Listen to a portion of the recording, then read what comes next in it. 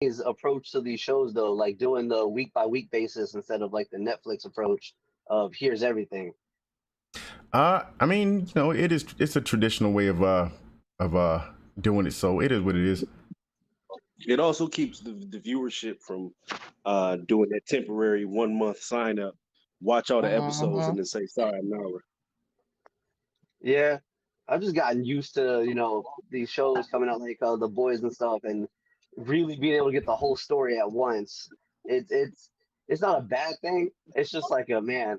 I hate waiting for shit Yo, the kind of boys, thing. we had to wait weekly too for that too, though. Yeah, Yeah, the boys was weekly. I I, think. that might have been one of the shows I just waited to the end to watch it. Let me think. Yeah, anything on Netflix is pretty much weekly. Even Hulu at a certain point was dropping stuff on a weekly basis. Yeah, I No, don't mind it, but it's Netflix. Netflix is the last one that'll give you a show one season at a time. Anywhere else you go, they chop it up, make you wait every week. HBO Max, um, Disney, Amazon, Hulu, they make you wait week to week. Netflix is the last real G that'll say, "Here's a season, have fun." But They call him the last real but G. you gotta worry about the spoilers if you can't watch the season in time. You know what I mean? yeah. I woke up Wednesday, started working, and I forgot Loki was dropping middle of the week, and I saw Magneto was trending on Twitter, and I freaked out. I freaked out and watched Loki, thinking that there was a Magneto spoiler, but they were talking about vaccines. Talking about Yeah, it's like a vaccines. Oh, the Yeah, lady they who thinks got she me. can They get got me. magnet powers from taking the vaccine. Yeah. I saw Magneto was trending, and I was like, oh, I gotta watch Loki right now. Yo, they You Yeah, guys got seen you. man. BoJack? Seen what? I did BoJack? not like it. I thought it I was didn't like cute. it either. I I just wasn't a I fan. I forced myself to get through it, and it kind of grew on me a little bit, but in the same way like a Adult Swim show grows on you. Like you just watching it because there ain't nothing else to do at that time. They could have done so much better with that show. It definitely looks like an Adult Swim like late night show. Shit, what was the I guess what was your favorite part of episode one of Loki though? I gotta say when he got the belt around her neck and gave us that classic Loki. Oh, when he started messing with her and rewinding her over and over again? Yeah, I think it showed his true strength. Like his powers aren't his Asgardian powers. His powers are, his mischief and his being able to move the person you're looking at to something else. That's his true power, and I like that they displayed it. Even with his like perceived Asgardian powers stripped away, he was still able to like basically Outsmart escape. them. Yeah, he was able to outsmart them regardless of whether or not he had powers or not. So I did like that. I don't know where Courtney went to. She went to go rewatch it. Should go watch it real quick. Shoot. Let me see. I would press What's play on it. good? Oh, I was just asking what was your favorite part on the episode one? My favorite part? I really don't have a favorite part right now. I really don't. I think my I, favorite part was when I think they were going through the hallway and he was looking out and like literally these beings created these guys just for the sole purpose of timekeeping. So when he told the guy he was gonna gut him like a fish, and then the guy didn't know what the fuck a fish was, he was like, "No, what is a fish? I need to know what a fish is to gauge exactly how severe your punishment that you're threatening me with is. What's a fish?" I I thought that also was really hilarious. like the part where like you saw Loki just like starstruck by the building basically, because that's how everybody feels when they see Asgard, right? Now he's looking outside this hallway and he's like, that can't be real, and it's just funny how it came full circle. Everybody goes to Asgard and they're like, this can't be real, and he's like, oh, this is nothing, and now he's getting the same thing. So it's just really showing him that there's levels to this shit.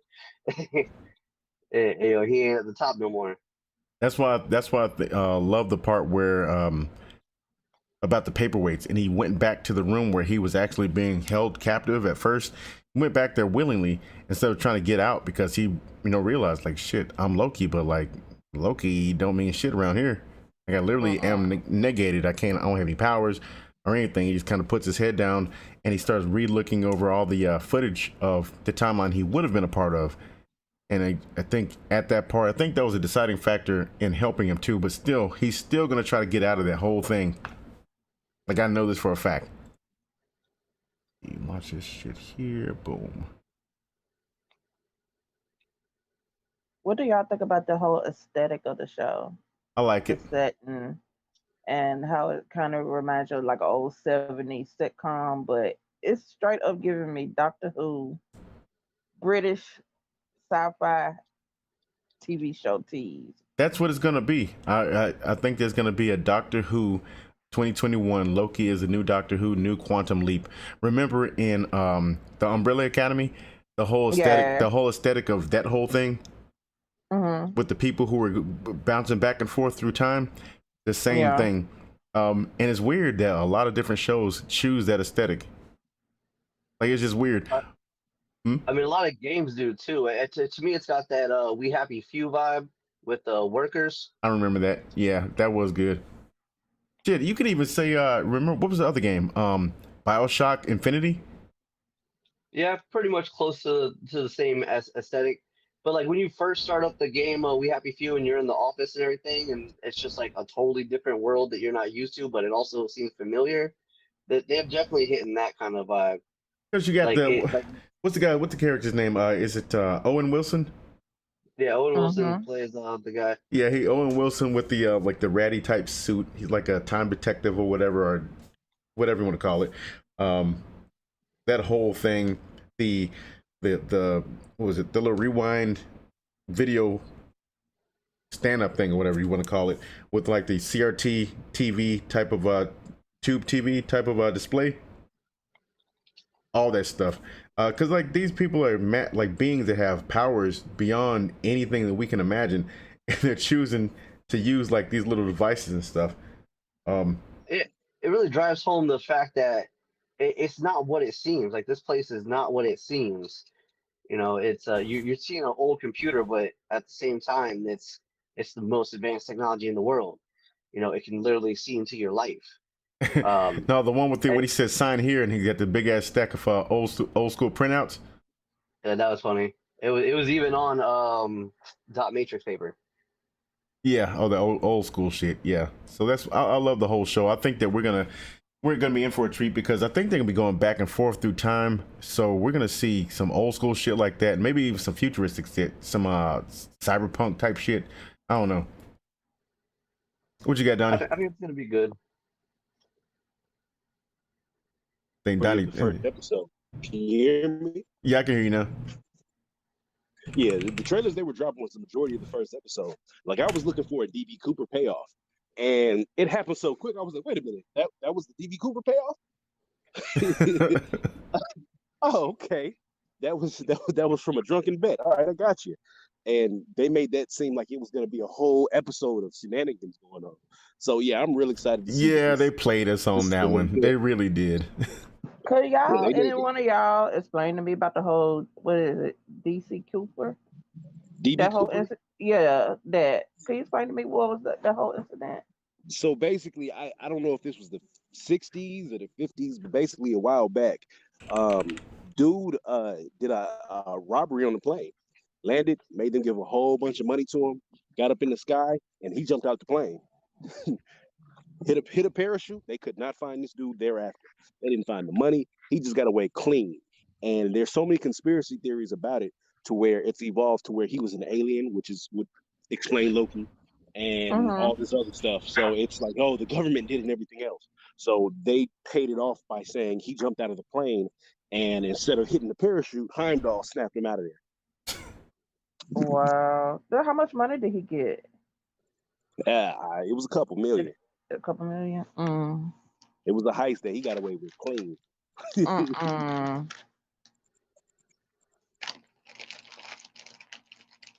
That's right. They did do that in the beginning. They sure did, because the guy was like amazed at it. He was like, "Yeah, you're DB Cooper." Okay, I totally forget Yeah, about that.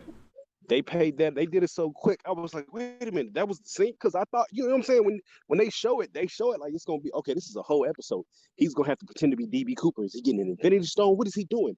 And he was just drunk. It basically Mm-mm. slapped every nerd in the face because they thought it was gonna be some serious. Oh my god! All right, this is finna be lit, and it was literally a minute and 30 seconds.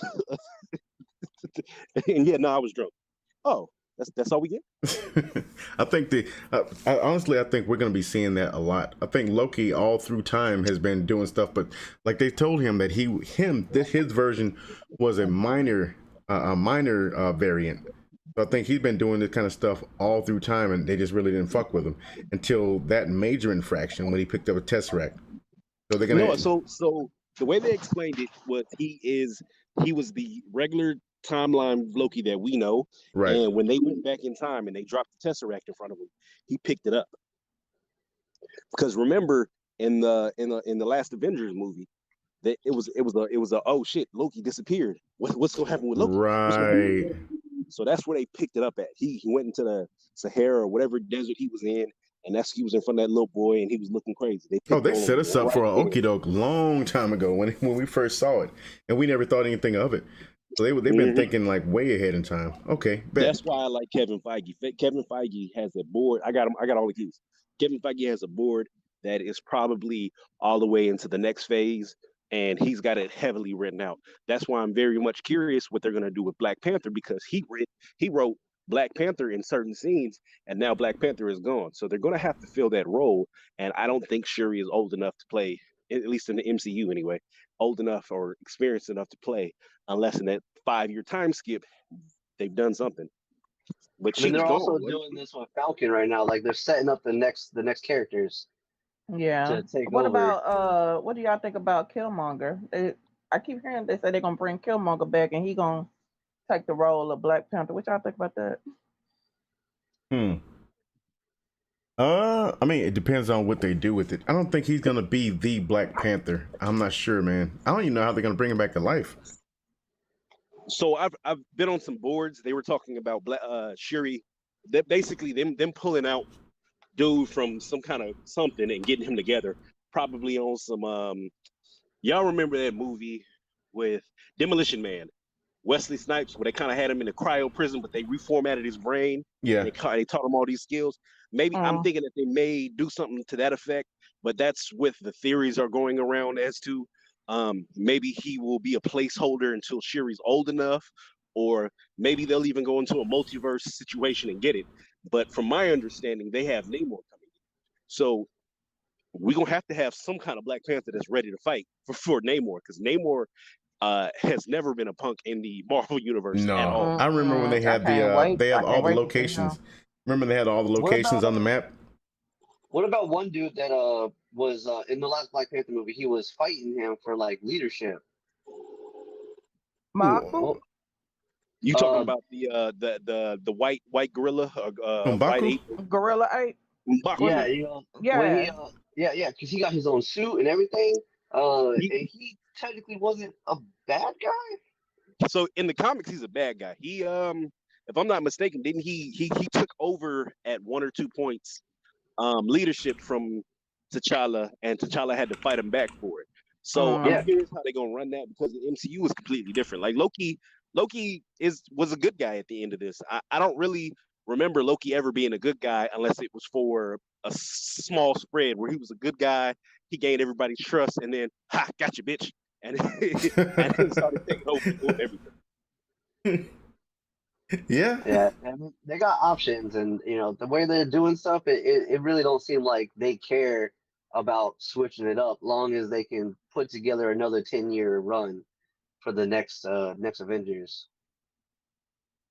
That's why I think that they did this on purpose with this entire show. Like they set it up to where they can do anything they want. They can literally make entirely new stories here. They don't necessarily have to follow anything that happened in the comics because of how they set it up. They can put some shit that we already know or we already read about, but for the most part, they can do whatever they want. Yeah, the universe has completely changed with the intervention of Sony. the way Sony played their game with Spider-Man, and they're like, no, we're keeping these characters. We're going to develop a Morbius movie. We're going to develop this movie. We're going to have Venom be over here. They've completely changed the universe. So um, remember, Venom wasn't a good guy at the beginning. Now he's a good guy from the start, from day one. So they've got to play that off in some way. And it's going to completely change the MCU to where it's its own comic book universe with the heroes we know and love. They just might be completely different. I don't. Yeah, because Yeah, I in the think that they're comics gonna. they got Venom.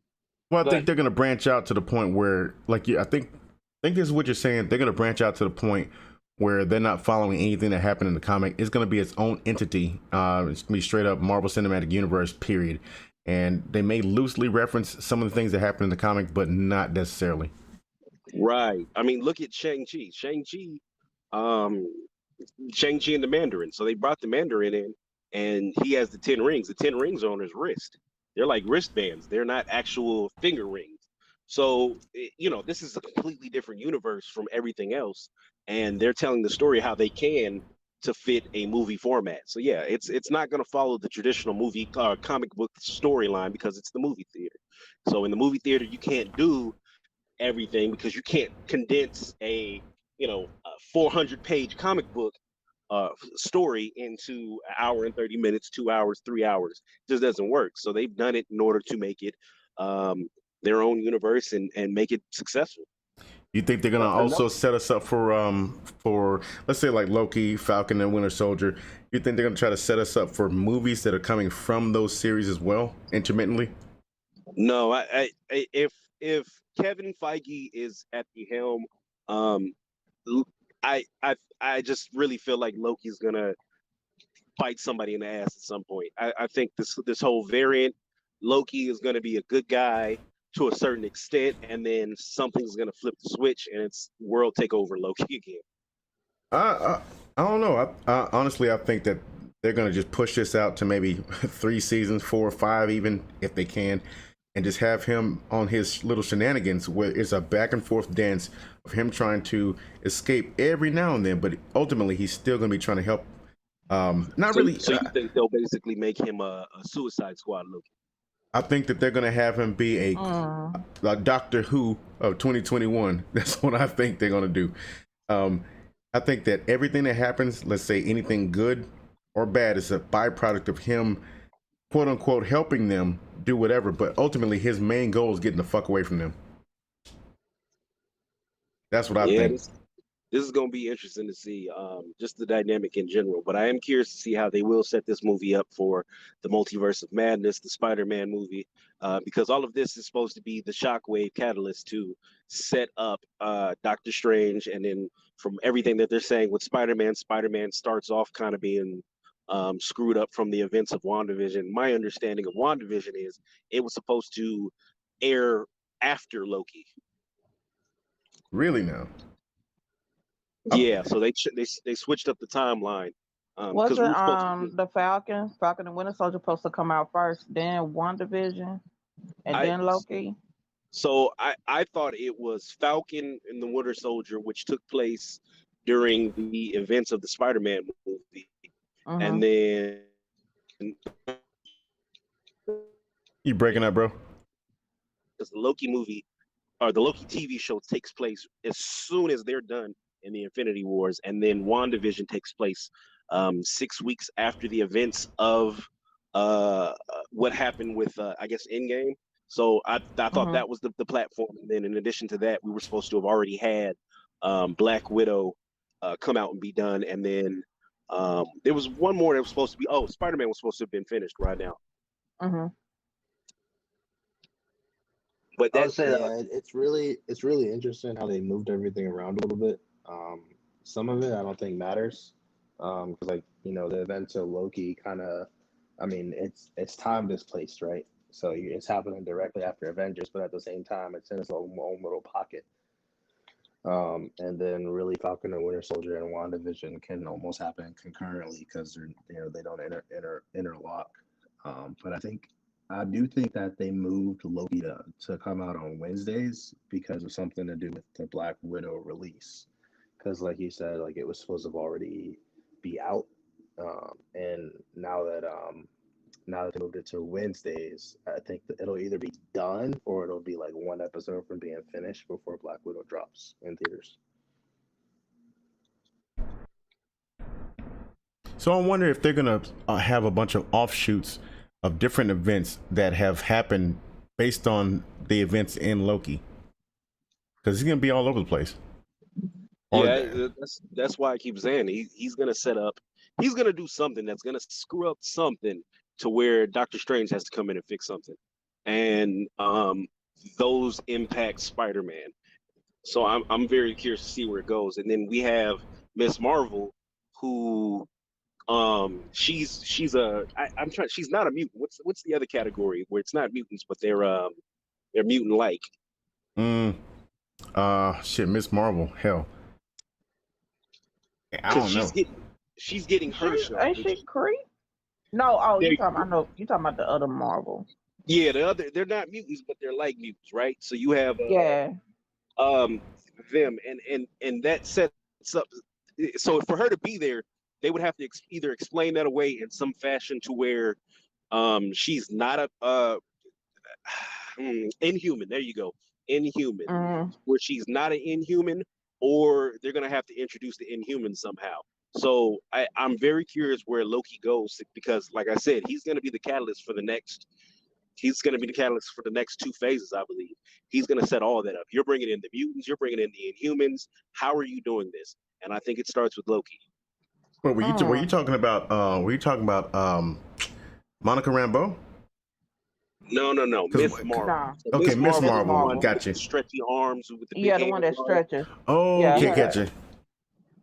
So they set that up, and then you also have the Eternals, which the Eternals play a role in the mutant and the human version of characters that are on the Earth. So you have a lot going on.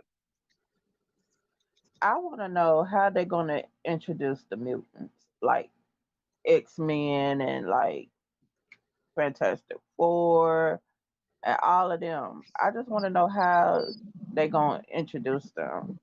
What do y'all think? In the comics, Mobius interacts with the Fantastic Four at some point. So that is real interesting that they haven't done anything with the mutants or Fantastic Four yet, like as far as introducing them, but they're starting to like drop hints.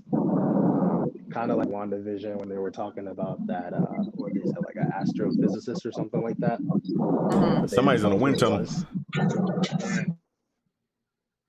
Yeah, I think I don't know. I can't wait for that though. I mean, it's a long time coming. I think everybody's anxious to see how they're gonna play it off. Because they still got Wanda out here who's not a mutant, right?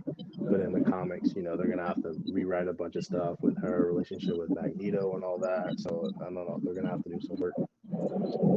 I think that's what the whole role of House of M was, right? In the comics, House of M, Wanda said no more mutants, and there was 150 mutants, right? So they paid it off to where she created her own miniature universe inside of that small town in Jersey, and now she's got that book and she's studying the book.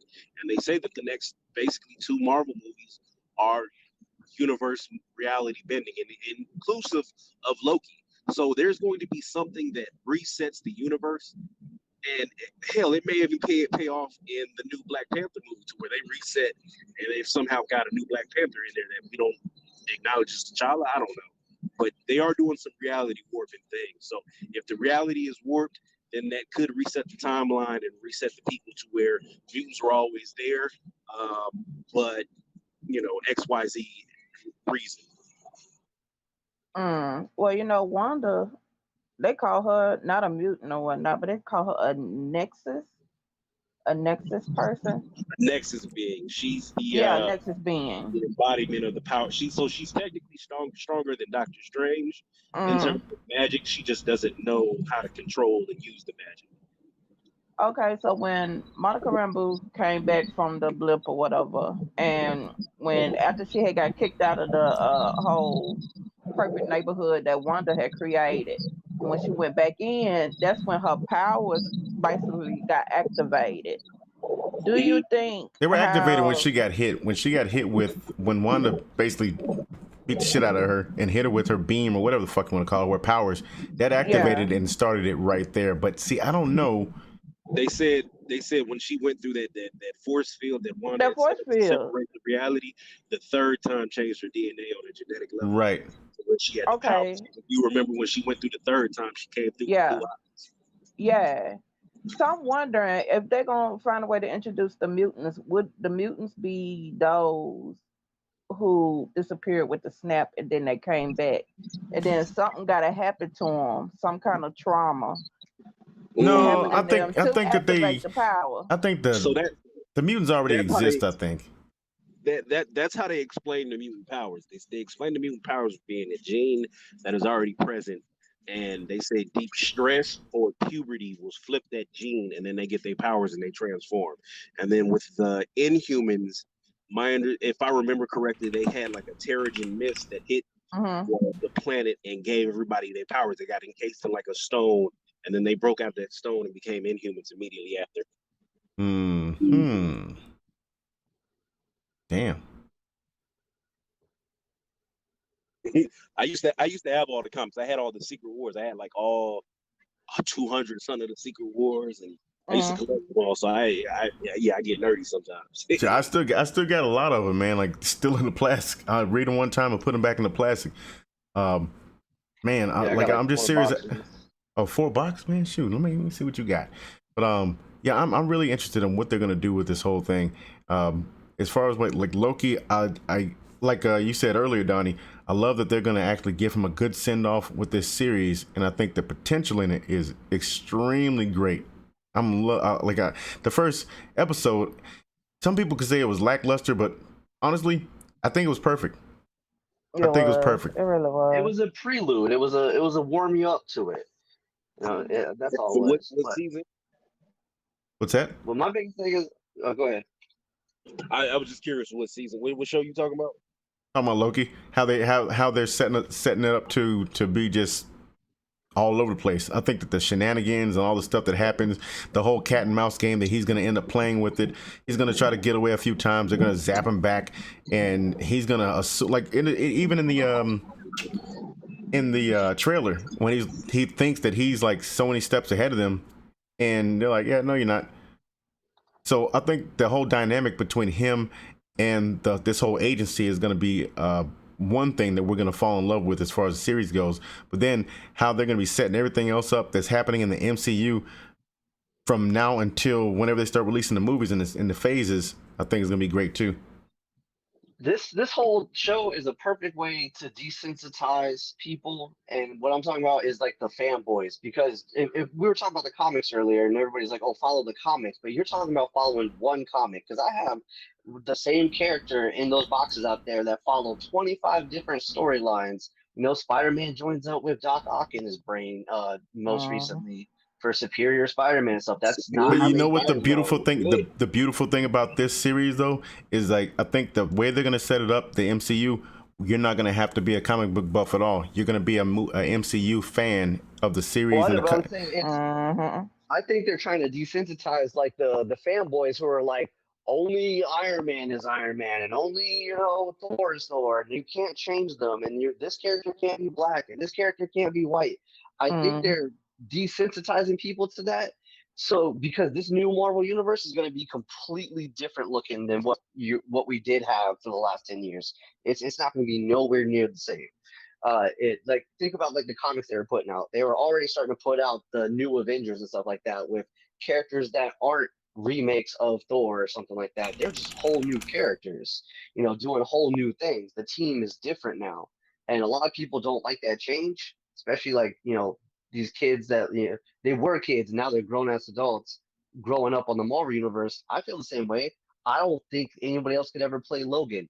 Do I know that someone else has to take that spot? Yeah. But they have to start desensitizing you to that to get you on this new journey, because we're about to switch the whole thing up. I think they're doing such a great job with it. Like, let's be honest, MCU, they have the formula down. DC cannot compete as far as movie goes and shit. And now, as far as movies and shows, now I can't stand DC. They can't. I don't know. Swamp Thing was really good. They had one job. If you didn't. didn't get to watch Swamp Thing, it was really good. I didn't watch Swamp it. Thing was good. I didn't Swamp watch it. Thing was so freaking good, and I was Yeah, so mad that it got that it canceled canceled. after Yeah. one I season. was I like, was so pissed. y'all only good show gets canceled. The only good one, thank you.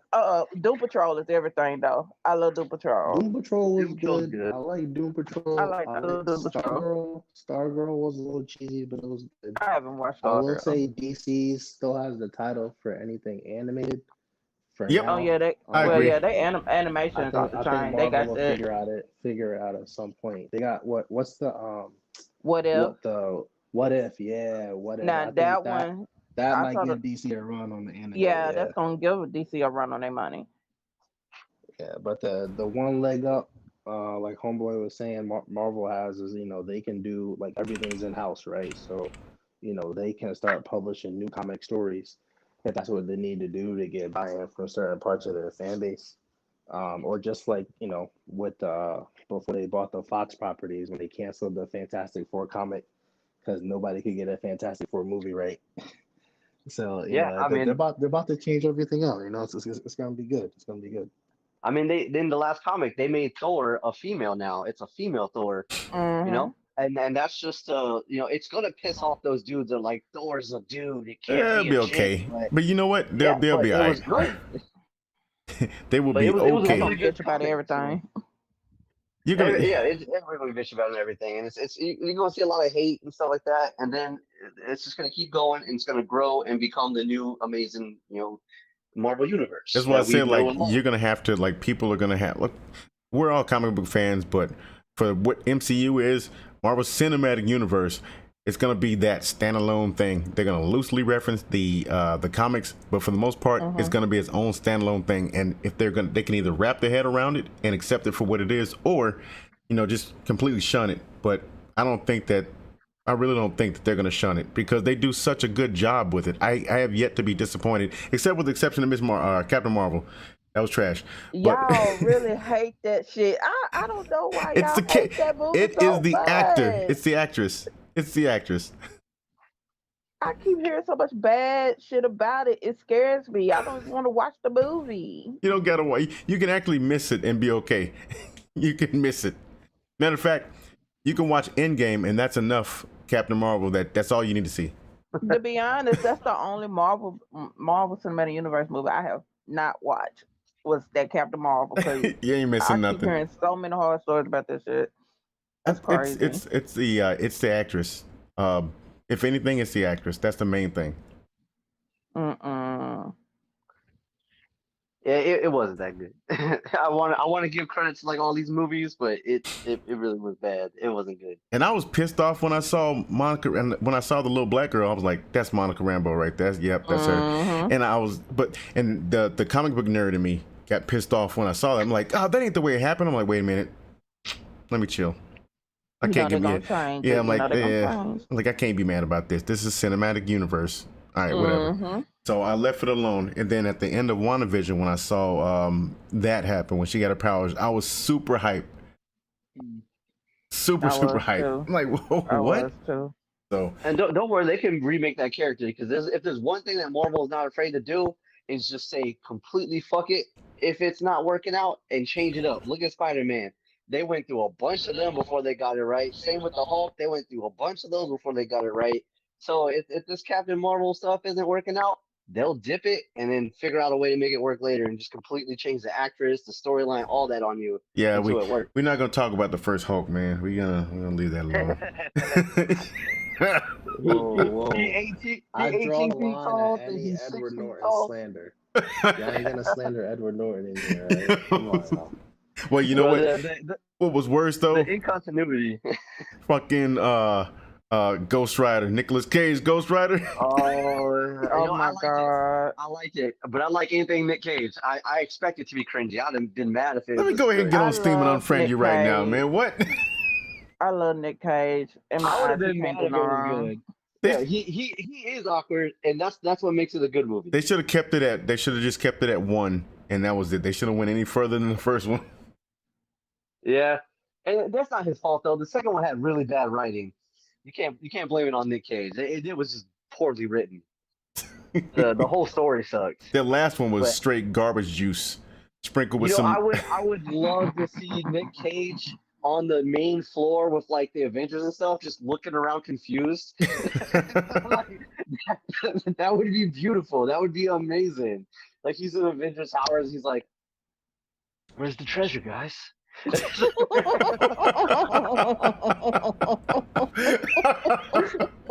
I would die. I would have loved for him to made it all the way to the MCU. It would have been beautiful. Imagine him in a scene with Ryan Reynolds' Deadpool. No, Oh yeah, that would have been. no, He definitely would have made that'd be references. everything though. Yo, no, right? Deadpool would be making Deadpool all might the have references. Deadpool might have shot him. He'd be like, "Are we gone in 60 seconds?" Or Deadpool would reference all his Nick Cage movies. True. Yeah, I'm gonna go ahead and change the title of this from Pop Culture and Bullshit to And Everything Else. Yeah, and everything else. Oh man, that was I funny. appreciate being invited on. I'm actually gonna go rewatch it right now and then get some sleep in. So Oh, dude, I was about to get back on Destiny after this. I mean, I can hop on for a little bit. I guess Bet. I'll mess with you. Let me get back in there. I'm going to my 100 though. I'm done with this stupid warlock. It's over. All right, that'll work. What the fuck? Oh man. Actually, I gotta play like 2 more matches on the warlock. Then I'm done with it. I think I had to. What is this? I don't know what this shit. I had my stuff all the way jacked up. Damn. All right, let me see. How long we been going on this? Probably like an hour or 2. No, it's been less than that. Almost an hour. It's like 59 minutes, 16 seconds. All right, That's an hour. let me see. I gotta change my shit. Shit. Remind me later. Oh, it says my content was reviewed due to violation of community guidelines. What is you doing? No. This one's still going because I learned my lesson on this one, so this one's fine. I said he was streaming the show. But the first one, yeah, I was streaming like the whole show. I thought I could get away with it. I thought they'd let me go. Dude, Nah, they copyright strike your ass. Man, super quick. dude, Disney don't play that shit, bruh. I should have already known this though, but since I was using Plex, the app the app called Plex, I thought I was good. Nah. So Disney can hear you thinking about sharing it. Disney ban your account for inviting your friend over to watch it. Exactly. They'll be like, "Yo, he need to log in if he gonna be looking at it." Damn. Mm-hmm. Damn. Disney want all that Scan your corn. barcode. Yep. And that's how it's gonna be in the future when they put them implants in your eyes. You have to pay to see stuff. They're just gonna black out your eyes. Yeah, I had to change my title on that one. Yeah, I should have learned my lesson though, because I remember last time when I was trying to play My Hero Academia and all the other stuff, the anime stuff. It was like, nah. They'll take you down quick, bro. Kick me off of everything. Like, sir, do you know who the fuck we are? You had to that'd be restart so many times. It was like, oh, that's you like trying to thought. stream those UFC fights where they're gonna take you down fast, so you ain't going nowhere with it. Man, that's an understatement. So, what else we got going on the plate? Or we want to cut it? I mean, I think you should pick it back up after everybody gets to rewatch it, maybe 1 or 2 more times, and then have a little bit more juicy detail to talk about because it sounds like everybody watched it, but just like any Marvel movie, you ain't really watch it till the 3rd or 4th time you've seen it. What was it? I think it's something called cinema something or whatever, when they go over all the Easter eggs that you missed and all that. Cinema Sense. Yeah, there's a lot of stuff I know I missed because I was driving back home when I was watching it, so I didn't get to see a lot of stuff. But I know I'm gonna check it out. Yeah, I'm definitely gonna have to rewatch it, bro. How'd you feel about Invincible? That's a whole matter of fact. Cuz That show was beautiful. Did you watch Invincible yet? Okay, let me say this first. It sounds like an excuse. I haven't watched it yet. Oh, you missing out. I'm telling you, you're missing out. Please don't kill me. Don't kill me. I'm gonna watch it, bro. I am. I'm gonna watch it. You can binge it now. You ain't gotta wait week for week. It's just all the way out. Yep, it's all you can binge watch it. Like tomorrow, you can binge watch the whole thing. Trust me, it's worth it. If you like The Boys, you're gonna like it. I love The Boys. I had most of the comic books on The Boys. I think this was Yeah, more brutal than The Boys. Yeah, in a weird way though, because they also make it seem like really calm and Spider-Man-y, like the kid thinks he's Spider-Man, and then they just straight go The Boys on him and change his entire life. No, the first damn episode. Like every now and then, you feel like I think that this show could actually get its own damn podcast. We can dedicate one podcast just to that show. Honestly. Oh yeah, I mean I can't wait for the next season of it, man. It's got some mind blowers at the end too. You really need to watch it because the first episode grabs you. The first episode grabs you by the balls. If you got a coochie, it's gonna grab you by the lips, whatever. But it's that crazy. Yeah. No. What's the new terminology now? Birthers. You're a birthing person. What? That one lady was talking to Congress. This one lady was talking to Congress about like some women's rights or something like that, and she's like, "I'm not a woman. I'm a birthing person." She don't want to be called a woman because the whole culture is trying to move to non-binary. Like they're about to get rid of first name. Listen, fuck that shit, bro. To those who don't want to be classified as a female or a male, good, do that. I'ma still say I'm a woman. And look, she was trying to be like all political and stuff and being like, "Oh yeah, I'm not a woman. I'm a birthing person." And then people jumped on Twitter and got on her ass. They were like, "So all the people who can't have children, what are we? We just nobody?" Thank you. And I'm one. Well, I can't have no kids or what? I'm just nothing. Yeah, exactly. Like, fuck that. She was like, "That's not what I meant." And they were like, "That's no, exactly what the fuck she meant." That's crazy. But it's just like they're trying to get rid of freshmen because people are feeling salty when it's called freshmen. They want it to be just like first year. Yeah, they're trying to change it to first year, so there'll be no more freshman class. There'll be first year class. Oh God! If the rapture don't come, let the rapture come. I'm ready for the rapture because too many people sleeping about the wrong thing, bro. Listen, it's so many weak-willed motherfuckers out here. I like, goddamn, y'all would not have made it when we was growing up, bro. That's what I'm saying. You got called something that was it. Like if I'm on the phone and they're like, "Ma'am," I'm like, "All right." Anyways, I'm not gonna trip out about it because that your outlook on me don't affect my outlook on me. So you can call me whatever you want to, as long as you ain't insulting me. Yeah, I'm cool with it. You know. I get it. I get folks who wants to be acknowledged as a certain pronoun or title and everything. Go ahead, do you, be you and everything, but don't get mad at me when I still call myself a bitch or a woman or whatever, or still hold the she and her pronoun or anything of that nature. You know what I'm saying?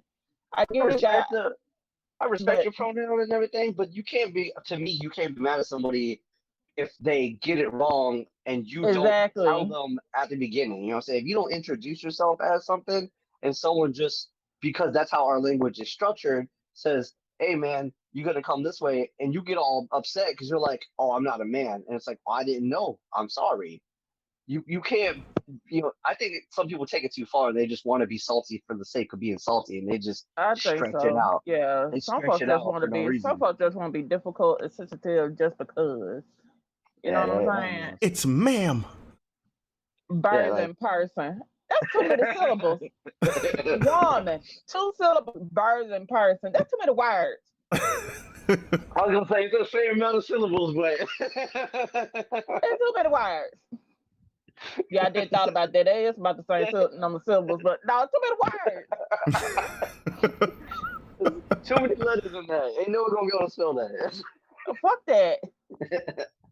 And freshman. Why? Because it had men. God, yeah, that's it. That's the only reason, because it has men. Women got men in it. Women got men in it. Oh God. Nah, y'all just words now. You ain't heard? You ain't What? heard? Y'all just woes now. We what? Y'all Whoa, woes. fuck Woes. that. We took the men out. Y'all just woes now. Ah, fuck that. Fuck that. Drake tried to let you know that a while ago. He's like, fucking with my woes. You know, he took the man out the picture. Fuck That's a that. stretch, yo. That's a stretch. What the hell ever, bruh? What the hell ever? Y'all are doing too much. These woes out here. Everybody's got to be represented. And I don't mind. And I understand that. I get that. You know what I'm saying? You want to be representative as you should be. Look, I But ain't been represented for a long time because on my thing, it would say, what nationality are you? And I'm like, Hispanic. And they're like, that's not real. You're white. I'm like, what? What you mean? It'll say white and then underneath Hispanic. Like, why can't I just be who I am? Why can't I? You know what I'm saying? They're like, no, that's ethnicity. Okay. I'm still confused with that, the Yeah. ethnicity and A race. race and all that Yeah. stuff. I'd be like, okay, whatever. Whatever. Like, All like, right, whatever. like a dude be Hawaiian. And so you're like, I'm Hawaiian. And they're like, no, you Asian. It's like, I ain't never been to Asia. My family was born on Hawaii. I lived in Hawaii my whole life. I don't speak Asian. Nah, you Asian, homie. Like, what?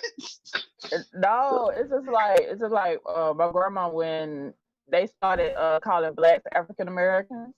She was so hell bent on don't you even think about calling me a fucking African American. I ain't never been to Africa. None of the motherfuckers ever got on a boat, walked across Yes. that ocean to pick our asses back up. She said, you better not ever call me an African American. I like, okay. Yeah, We ain't I never mean, been there. technically, the culture has split so far between like the black culture in America and African culture that it's not even close. Like you can't even put them together. You know what I'm saying?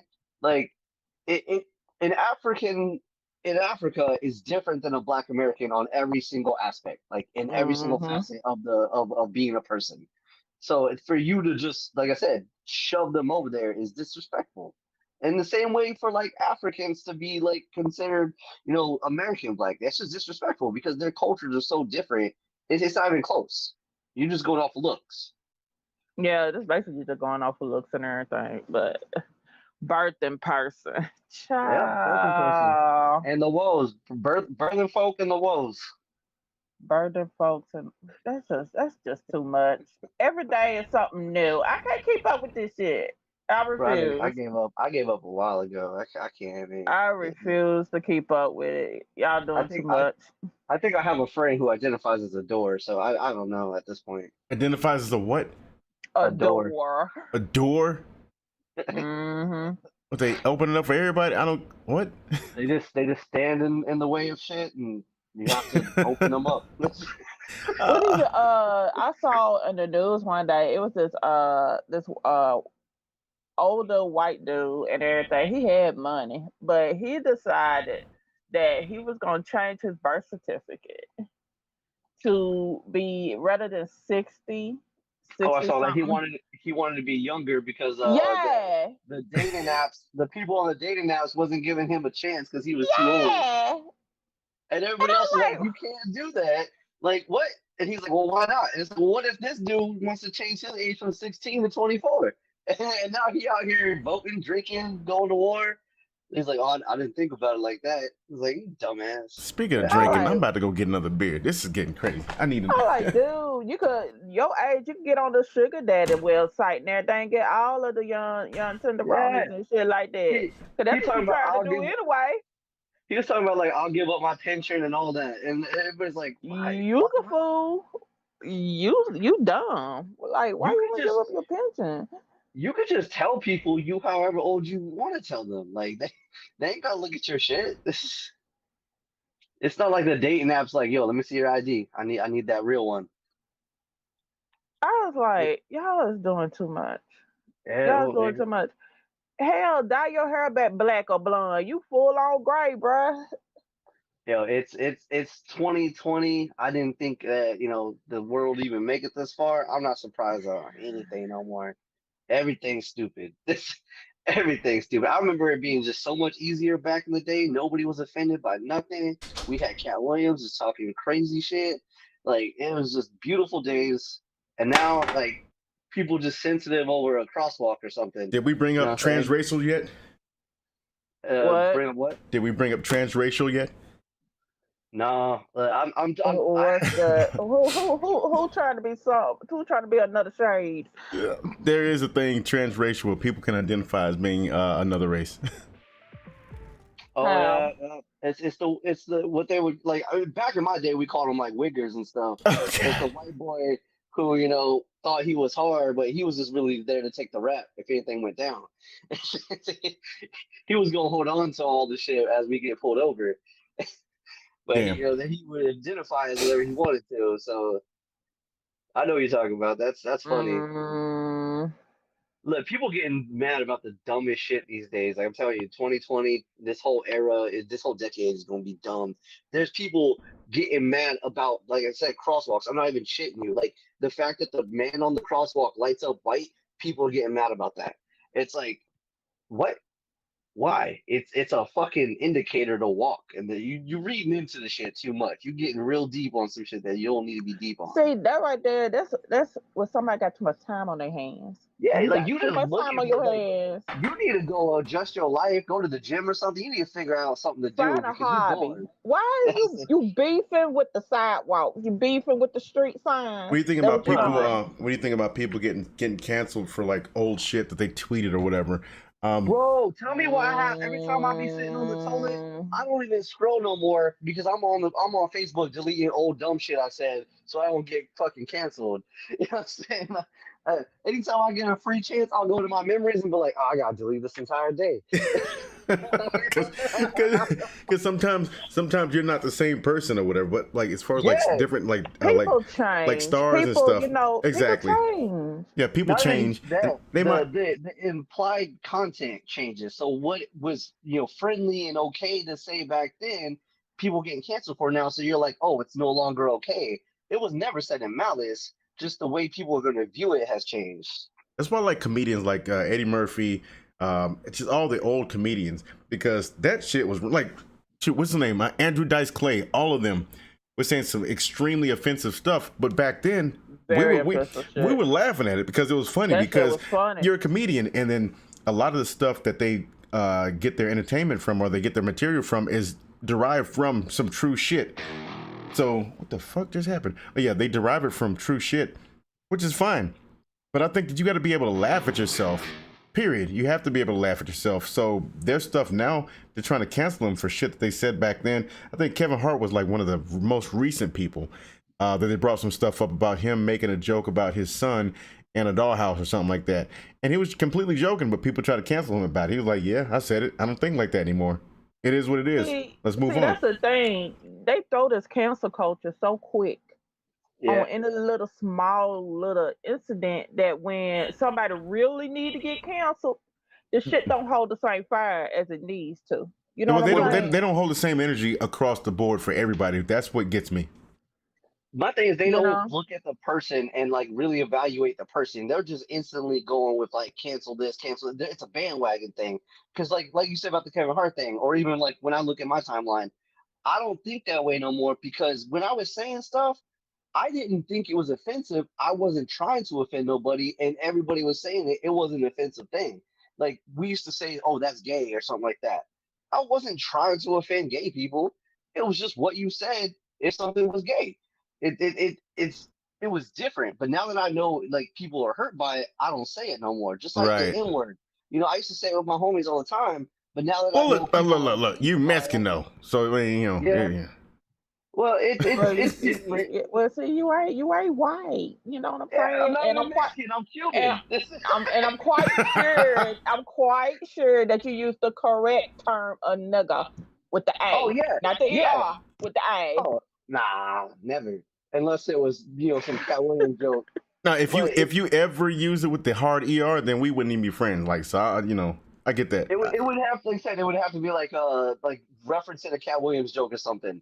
Mm, But even then, like it was referencing a joke, and then with my homies, you use the A form, but it wasn't. The fact that it offends people now, I just cut it out my language. Well, I think honestly, And I think right now, like it's such a culture, not even a cultural thing. I think it's like widespread. Everybody does.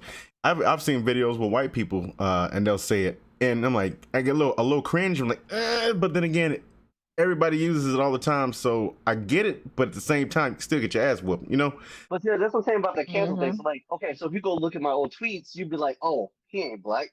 Cancel this motherfucker. But you don't realize that I don't say it no more because once I found out that people were offended by it, Right. I'd be the bigger man. I don't say it no more. But I can't change the way it was okay back then because it was okay back then. So Bruh. that's the problem with cancel culture. It was different. If he's still doing it, cancel him. If he don't do it no more because he realized that it offended somebody and changed his behavior, give that motherfucker a beer and a pat on the back for adjusting his fucking ways. You know, that's what I'm saying. I'm gonna tell you this though. Look at my wallpaper on the channel. So I don't know who made that, but tell me that ain't my hunter right there. Anyway, let's keep talking. Lord. Let me tell you something about that cancel culture. How somebody had to really do a backtrack. Disney and James Gunn. They had put out some tweets from him from like some years back. And you know, James Gunn, he apologized for it, but I think people forgot that James Gunn came from the trauma era. You know everything. You know what I'm saying? The trauma movies with the I forgot what was the name of that main character, but it's all kind of ridiculous, vulgar type of fucking movies and all that shit like that. Disney fired James Gunn. Soon as Disney fired James Gunn, DC was like, let me snatch you real quick. I need you to help me over here. I need you to help me over here. And listen, I was looking at it like Disney, you done fucked up. DC done got James Gunn. You better go get him. And if these Karens ain't gonna cancel Disney, then they don't need to be canceling nobody because Disney had the Song of the South. Disney inside the Mary Poppins movie, Disney had to edit it. They tried to erase this shit. They tried to erase it from the history books, but the motherfucker uploaded the original off of VHS. So they were like, damn it, can't even hide it. But when they re-released Mary Poppins, they got rid of the little black centaur girl that was shining the shoes of the white centaur girls. They just completely cut that part out. And someone was like, oh, where's I think her name's like Buttercup or something like that. Where's she at? Daisy. I think her name is Daisy. They're like, oh, where's Daisy? And they're like, who? Daisy who? There's no Daisy. And they're like, y'all, yes, there is. And they're like, no, it's not. There ain't never been no Daisy in this movie. Like, excuse me? Okay, but have you heard about Mickey Mouse? Mickey Mouse was based off a black caricature. Yeah, that's what I'm saying. If they can't cancel Disney, then they need to let all these people go. You know what I'm saying? Let them. You got to get rid of all your characters, all your old school. You got to get rid of Disney. Disney just got to start a new company. Call it that ain't happening. They got enough money to Groundhog or something. What do you say, Cable? What do you say, Cable? Was that Cable that said something? No, it's just us three. Oh, okay. Everybody else bounced. They was like, yeah, fuck this shit. Yeah, they're done with it. No, that to me, that's if you can't, if you're gonna let Disney slide, I can slide on whatever the fuck I did because I didn't say nothing that bad. You know what I'm saying? So I might have called someone retarded, but I don't call people retarded no more. So I'm a better person than I used to be. And I think that's the biggest thing is like if you can grow and adjust, then you a good person now. Then that's all that matters. Yeah. Like our good friend Johnny with the porch monkey stuff. He's now a better person. He's a better man now. He don't be saying stuff like that no more. Yeah, it is what it is. Even though he tried to deny it. We ain't talking about that on the podcast though. So pulled a Disney on it. Like, nah, it ain't never happened. That's funny. I would say he a good man now though, so it's things have changed. You know, everybody changes their attitude and how they live their life, and that's what's important.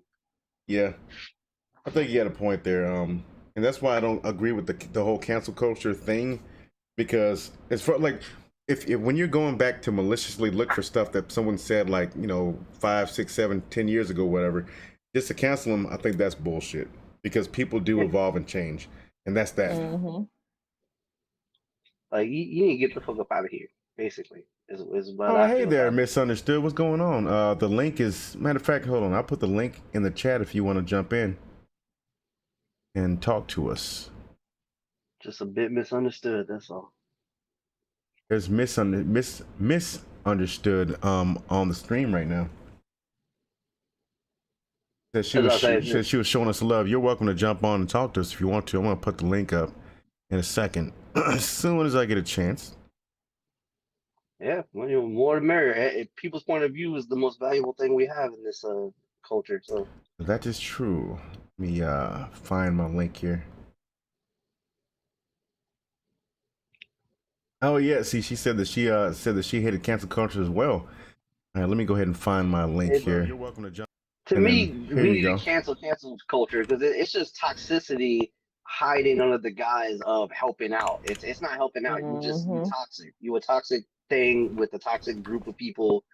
Like it's like Karens. They perceive themselves as good people, but you ain't a good person. You know what I'm saying? You're going out your way to mess with other people. I love the fact that the whole Karen thing is a thing right now. I love the fact that the name statistics came out this year and Karens have dropped to like 11%. They used to be like 80% of the names were Karen. It went from like 80 to 11, and people are changing their name legally to not be, to not be Karens. yeah. Yes, It's ridiculous. indeed. It's Yes, ridiculous. indeed. That's hilarious. I love it. It went from like the 89th most popular name in America to like 478. It's ridiculous how Oh my one little 2 God. years of Karen culture just changed everything. That's gonna be the ultimate shun name in all of history, honestly. I give them. I got a feel for them though, because like if someone took your name and just made it bad, you'd be like, oh damn, man, that's just, I can't even have a name no more. Well, you know what? I love that they're putting a microscope on people, and they're doing this. Did you guys see that? The woman that was in the Central Park or whatever for the bird watching thing, she actually trying to sue for defamation and I guess wrongful termination. Yeah, she's trying to sue her job for discrimination, wrongful termination, some other shit. Like, I can't believe that.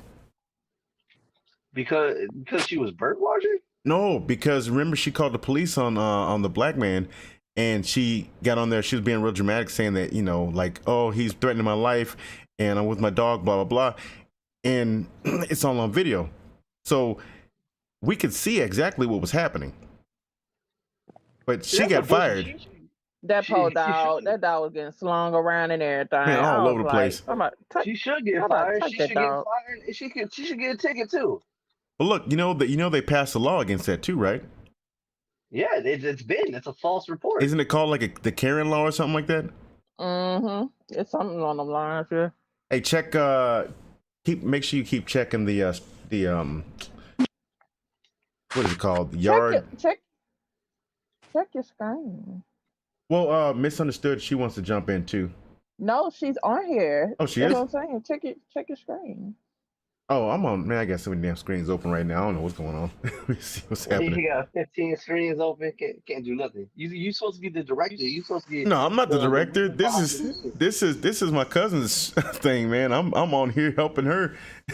She's put me on it. You're supposed to be the wizard behind the screen. You know what I'm saying? Like, hey, you're supposed to be the too much stuff going on. You two keep fucking with his shit. No, that was my fault. Totally my fault. Is she in here now? Hey. Yeah. Well, introduce yourself. Hey, how are you guys? How's it going? I'm Nicole, but my channel is misunderstood, but you guys can call me Nicole. Either one is okay. It's going well. I'm at a party, but I'm hiding out upstairs. Hello, how are you? Oh, wow. Right. You're hiding. We went from playing the game to talking about some crazy shit. I know, and as I haven't been here for a while. Normally I'm in the clouds, but this started out in the I was passing through, and I heard the. You said what? This started out as a conversation about Loki. What is it evolved into what it is now. Well, that's why we leave it open. We leave it open ended. Usually, I like to watch the games. I'm usually listening to you guys play a game. I like that noise from it. Well, we do like we I were just do, we yeah. usually do like pop culture and bullshit, and so we'll talk about a show and we end up going all over the place talking about life stuff. So that's what we're doing now. I ended up having to change the title. But what have you been up to? How have you been doing? I'm great. Just traveling, doing my thing, you know, working on my channel, stuff like that. Well, feel free to plug your So channel. that's Feel all I free to do. drop your channel in the chat as well. What do you do on your channel? It's under so my channel, my misunderstood channel is all about sobriety. From a personal point of view, sometimes I have interviews on there, but usually I just share my personal stories, the good and the bad, relapses and all. But I've been going strong 28 days in a row this time. I'm going strong.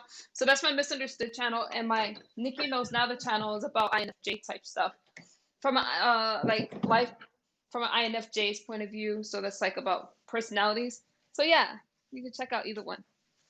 Make sure you drop them in the chat. Make sure you put them in the chat so we can all subscribe to it and everything and support you too. Okay, I will do that. I'll figure out how to do that. I'm not that tech savvy. I don't know. I'm good with the algorithm type stuff, SEO stuff. When it comes to technical stuff, I keep trying to tell people it's different. You know, I'm good with numbers. That's actually how I started on YouTube, you guys. So I'm more of an algorithm type person. Monetizing channels. Before you hit those 1,000 views, I say monetize from the beginning. That's more my thing. That's what I'm working on now. I cannot get past 679 people. It's like, yeah, but you can still, like, monetization isn't just YouTube. It's like monetizing throughout social media, because you need to be on different platforms to promote your channel. I need a small channel to do algorithm type stuff, but for someone else, you just you can monetize your channel right away. You just can't do it through YouTube because of their standards, but you can do it through a third-party app.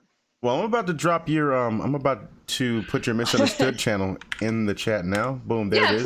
Yeah, please do. So if anybody watches, or if anybody's watching this now, go ahead. Yeah, and if anyone, you want any type of advice on SEO stuff, which is search engine optimization, and how to get, donations outside of YouTube, stuff like that, affiliate program type stuff, you can send me a DM and I got you. Let me see. I'm looking for your other channel now, so I can go ahead and Nikki Knows Nada, like, Nikki Nikki. Knows Nada, NADA. So what's that second word? That would be the second channel. Nikki Knows Nada. Okay, gotcha. Yeah. There it is, pop right up. So I'm gonna drop that in there too. Thank you so much for. Oh, thank you. See, that's your thing. I don't know how to do all that, but Nikki Knows Now was my second page, but I'm starting that one off strong in my misunderstood stuff. I mean, we don't just talk about sobriety stuff. Well, I do, but then I open up the panel to other stuff that anyone else wants to talk about.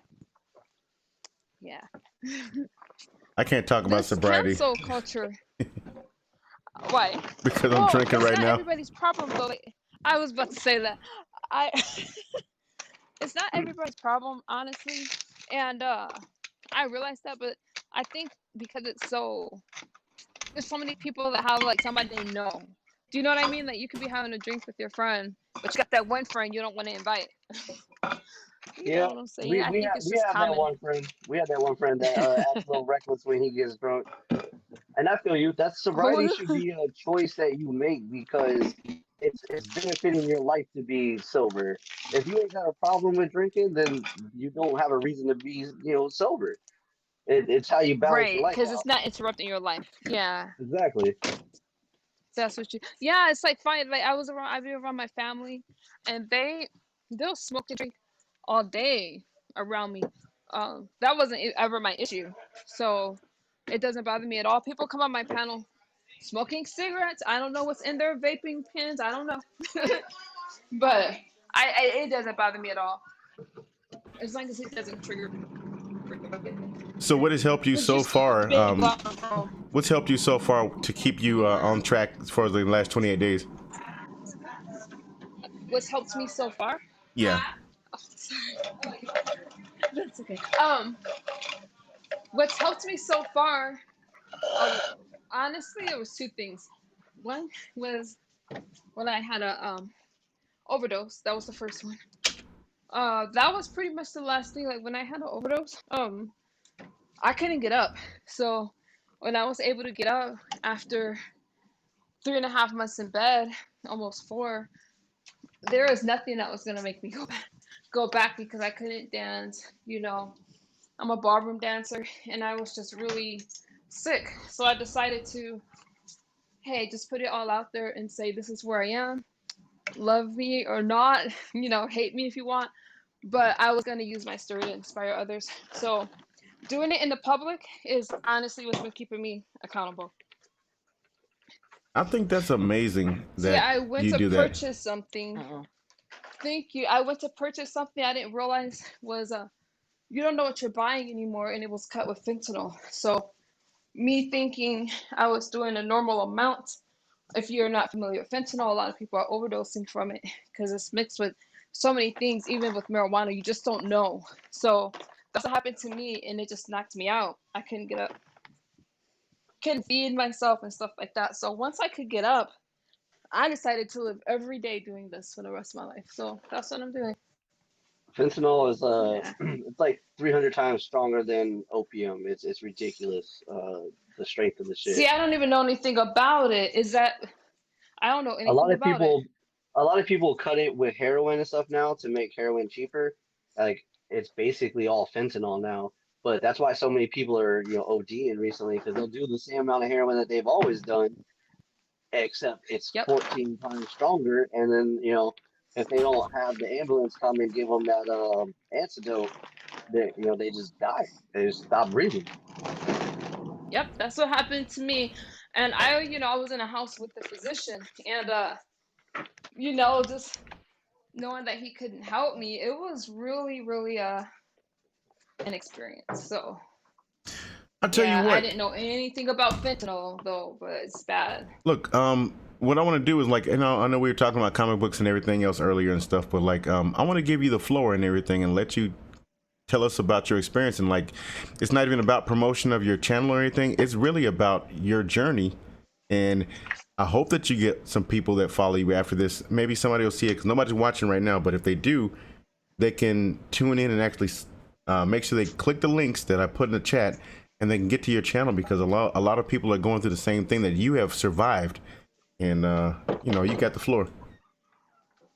Oh, that's sweet. Yeah, I never I talk on my stream whether there's people there or not because a lot of people catch my replay. Right. Not only that, it's just something to share. I'm so committed to this. So with me, what I found hard was trying to do this, and then I would relapse. If relapse is a part of recovery, it was just really hard because you have that shame of letting people down. You have to deal with why you got started with drugs in the first place, and then it's just your brain is afflicted. You know what I mean? It's like you can't.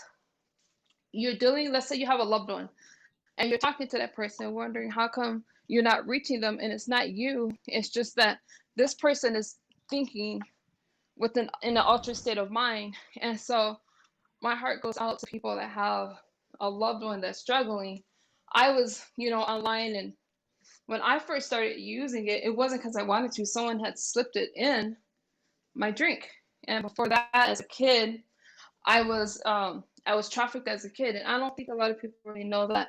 But so when I got older, I just knew that something was wrong with me, but they gave us so much stuff, I didn't know what I was taking. So I just craved substances from there. It was yeah, it was hard because even as an adult, everyone around me would use something. And I'm telling you, the judgment that I would get from something that I didn't even know was happening was just insane. Even to this day, I still get people saying how much they hate me, all this stuff because I use the drug, whatever. But it's not even the case. It's like some people use to escape life circumstances. In my case, the trafficked world is just so real, and it just kind of went hand in hand. I don't know if that makes sense to anyone that's not familiar with that, but if you're trafficked, it's like you're living in a bubble. And since you're not in the outside world, and I had a bunch of adults giving me stuff as a kid, so when I got older, I already had a habit. I just didn't know what I was addicted to. So would you say that you kind of just you were already addicted, but you didn't know, but you craved something and then you just started using, or what? I didn't really crave anything. I just It never was stopped normalized. using. It was Yeah, it was like it was normalized. It was never like anything that that. you weren't Yeah, used to.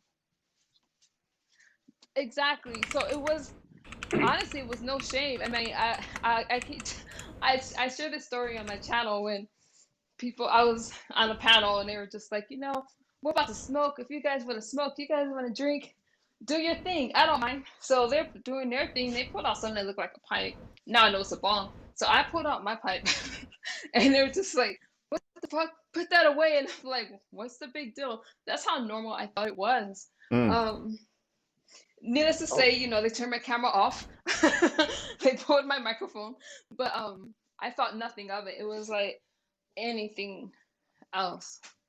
a lot of times that happens Yeah. to people who were like sexually abused a lot as a kid and stuff like that, and it normalizes like that action. So it's not a bad thing to them no more. It is, but you become desensitized to it. So if you've been getting sexually assaulted your whole life, it's no longer threatening to you in a way. It's horrible that you get desensitized like that, but you don't know it's wrong until you take the time to realize, oh, this isn't right. I shouldn't be treated like this. I should have better value. So I get where she's coming from. It's the same thing. Like if you've been getting this this same way of life since you were a kid, you have to break out of it on your own. You have to wake up and realize, oh, this isn't what I want. So Yeah, and the people around you have to not. I didn't realize how important it was not to enable yeah, the someone, enablation. Yeah. It's yeah. For me that was tough because if something happened to me and I couldn't, let's say just I usually would forget. My family would step in and pay for everything. I love my family. Sometimes they watch me and they're like, "What you say?" No, I love my family, but I didn't really have a reason to get clean. But I didn't know that I had a problem until I tried to stop. So can you I don't can you know. describe, when you finally get off of something, what does it feel like to crave, or I don't even know what the word to call it? Crave. Yeah, you have cravings. It feels like crap. But here's something interesting. I think that we have addiction wrong. By we, I mean society. Uh-huh. Because think about the vets, the Vietnam vets, right? They followed them after the war. A lot of them were given drugs to cope with, Oh war, yeah, they keep them were. awake, They stuff like definitely that. were. Right, right. 95% of them never used after they went home, nor did they experience withdrawal, and they didn't relapse. So they did this study, and there was another study, but they took these rats, right? It's gonna sound bad, and they put them in a cage, two rats. One cage had they put okay, they had rats in a cage, and they had a thing of water laced with dope, regular water, right? Um, one rat, of course, chose the water with dope. The other one, all right, just chose regular water. Here was the thing that we didn't know is that in the cages, the one that chose the dope, there was nothing else in the cage. And the other one had other stuff occupied and they always chose water, right? Because they had both. So, and this is a study, this is a famous study, you guys can look it up. So, what they did after that, they showed a study that same rat that became addicted to the dope water, I call it, they put him in a cage with things to do. And then he chose the regular water. So that study, and they did it more than once. This is an ongoing study. And so when people are thinking about addiction, it's like, I think we don't really think about like the circumstances that people are trying to escape from. Think about that poor little rat, right? In there. So he chose to stay high and he got addicted to that because he bonded with something and we have a need to bond. So you take a kid that's abused, you take someone that's, you know, in poverty, struggling in these impoverished neighborhoods. And so you throw dope in there and they have that escape, and people start to crave that versus the dope. When you get people connected, then they start to get healthier. In my case, I couldn't relate to anybody because I was just the weird one. When I started to develop relationships and normal relationships, it's been much easier to stop using because I crave the relationships a lot more. Mm. Wow. Does I'm that like, make sense right yeah, now? it makes sense. No, it does make sense. I'm just amazed because I've never talked to anybody who was either been addicted and then going through the process of recovery. So, and I've been on you for a long time, so you know I've already known. But we never had to have we have never had the conversation, and I've never been able to ask these questions. So, like I said, the floor is yours. I'm here learning and listening. Oh, I feel great. And it's like, it's interesting. A lot of times people will bring something up, tell me to go to rehab. Like, you shouldn't be on YouTube. But again, No, you should think absolutely be about on the YouTube drugs. because there's a lot of people going through the same thing who can absolutely relate, but they don't know or they can't rationalize what they're going through. So for you to actually chronicle your entire process and your journey on YouTube, I think is amazing.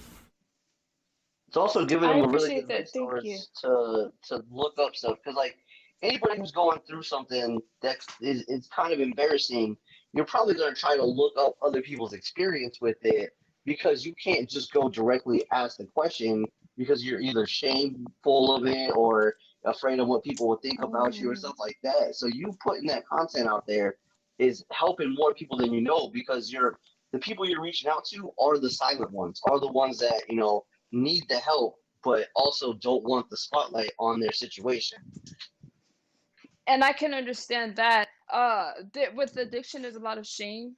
Um, but you know, the more that people talk about their experiences, I believe it makes it more human because you have a face behind the problem and the stigma. A lot of people have the same problems. They're just hiding, just like how you said. You worded it perfectly. Um, I know I experienced that, but since I was already online, I mean, I did so many things public, so everything was kind of already out there. It just didn't have context. And I don't see any addiction or anything. There's like nothing I won't share about what I've been through because there's so many other people that's going through the same thing and they really don't have anyone to talk to. So talking about it just makes it more human. And I think it takes some of the shame away. That's the saying. You keep doing what you're doing because you're helping more people than you know. The fact is that your audience is going to be a shadow audience for the most part, but your work's not going unseen. It's just not, you know, the same as other like a workout video. You know, it's going to get Yeah, more no, it's been great. It's engagement. been great. Company, like I've been already offered like speaking deals, sponsor deals, people flying me out different places. It's been amazing. Like my last couple of videos, I'm on the road and you know, I was paid to go to these places and I just think it's just an honor if that is like me, you want me to talk and I've been able to go there. I just filmed, but you know, a documentary that I'm gonna put out there on this movie called The Pharmacist. You gotta check it out. This pharmacist talks about the drug epidemic in the way that I haven't seen before. You know, he lost his son to crack, and he's it was in an era when blacks were taking a fall for it, but this guy's white, and his son ended up in the neighborhood. And the pharmacist used to say, "Well," and this is not a racial thing. I'm just saying this is a true story. When the black kids died, he's like, "Well, shouldn't have been there, wrong place at the wrong time." Little did he know, his son was addicted to crack. His son died the same way black kids died, and then he's like, "Wow, I want justice for my son." So there's just this whole thing that you've got to see. They talk about this doctor that prescribed these pills, and these people are waiting outside this clinic for like days at a time, and nothing happened. She lost her license to practice medicine, but it took decades. It's just a really crazy story. You guys got to check that out. So I That went sounds to awesome. film the place that took place. Like I went to the clinic, and I cannot believe the devastation that's still there to this day over those pills. People are like dying in the street. Like I just could not believe this. That was New Orleans, and I'm like, whoa, that's crazy. would you? So Awesome. yeah, I'm dedicated to this, you guys. And it's like there's people on my that follow me that has nothing to do with they're sober, they've never used. But like I said, there's always someone that someone knows. It could be a friend, it could be, and I tell people if somebody has the symptoms of an addict, there's something going on. But the question isn't what are they using, it's how much were they given, how pure is it? And think about this. Addiction is not like how we think. It's when you go to a hospital, you're giving a legal form of a street drug, except it's more pure. So that's like saying, okay, if your grandma or somebody has surgery, they're given the same pain medicine, but they don't come out to be junkies. Nobody would say, hey, you're addicted. So if somebody tries something one time and have an overdose, that doesn't mean that they're an addict. That means something went wrong. What did they have? What did they eat? So, you take them to the hospital, but if you see somebody not sleeping and picking their face, there is a problem. But they're not going to just tell you. You just have to know and not enable them, if that makes sense. Because those are the symptoms and there's something that's going on. The thing I like And is I say that because those are the things I would tell people. Like when people would ask me, I'm like, nope. Well, I was honest about a lot of stuff, but if I needed to binge all night, I would just say no. No one questioned me or asked. And I lived with a physician and no one asked me anything. But if that happened now to me and say my kids or somebody I know, I would call it out because there's something that's wrong. I don't care about the substance at that point. Something's going on and I need to get them to the right place. I like the what you said about like people enabling because a huge part of addiction that people don't realize isn't even the substance. A lot like okay, so take alcohol for instance. That's probably like one of the major addictions in America is alcohol. And the night Yeah. after when you're feeling like shit, you're like, oh, I'm never gonna do that again. Everyone's been like, I'm never drinking again. But for some people that's it's serious and they're risking their life when they keep drinking, but it's hard for them to stop because it's not the alcohol that they are addicted to so much as it is like the connections of people or the social aspect of it. So they'll be fine with not drinking at all and be doing really good on their recovery and their sobriety. But then they find out that a barbecue's going on, or people are going out for so and so's birthday, and that's what makes them relapse. Not the need for the alcohol, but the need for like changing their habits. They're used to, oh, if I'm going to the bar, Yeah. I have to drink because that's the habit that they develop. So a huge part of recovery is changing your bad habits for good habits. Oh, I can go to the bar and Yeah. not drink. Oh, I can go to the party and I don't have to do this. That's the biggest thing that I've And changing seen. your environment. Changing Yeah, your sometimes you got environment to because change that's the part of your people. environment. Yeah, sometimes you got to change the Yeah. people And around you that's to live a sober life, and it's sad, but sometimes that's what you have to do to take care of yourself. Yeah, and that's tough. And one of the tough things too is you got to realize which addictions you need to go to the hospital for. Alcoholism takes, after about 10 years of constant drinking, there's irreversible damage. That I'm not saying everyone that drinks becomes addicted, but drugs affect people a different way. And we know somebody has an alcohol problem, right? And you can see delirium tremors in them, like when they shake a lot. So alcohol and opiates, you need to be under. You can die from the withdrawal. It's not the Yeah, same for other drugs like coke or meth or things like that. But alcohol is one that your body needs help detoxing from because your heart can stop and there's just things that can happen. So that's another thing. It's like it's easy. Yeah, that person can stop drinking, but they really need to be in a hospital. Same with some of these if they're prescription drugs, that just a bad, legal yeah, form of it. if they're that bad. But what I was Mm. I think my point was like a big part of addiction that people don't see because people are like, oh, you're just weak or you're just that, putting down the person Oh, and they're facing the not. affliction. It's more of the people that it is around you. If you have an alcohol problem, doesn't mean that Jimmy has an alcohol problem. It just means that you That's do. true. But if you're, fine with not drinking, except for when you want to see people or like that, like I said, you need that. You're tying that habit of socialization with the other habit of drinking. Oh, I can't hop on the game without a beer. I can't do this without this. It's about breaking those habits, and Yeah. that's for any drug. So You're like, oh, I can't go Yeah, to you're right. work without popping this pill. You can. You just have to change your habits, and Signs of that's probably addiction. the hard. Yeah, that's probably one of the hardest things to do is switching your habits. Part with addiction too. That's what you see. One person can handle it fine. I include marijuana in this too, because just because it's legal doesn't mean it's safe. Some people it affects differently. Just like you can't give two people the same pain medicine, right? One person won't be able to handle it the way somebody else can. So if you find yourself missing work, not interested in your normal activities or something like that, that's signs of addiction, and the other person may not have that. But some people, depending on what they've been through in life, they find this that reward system in their brain releases these chemicals and they like that, so they crave that feeling again.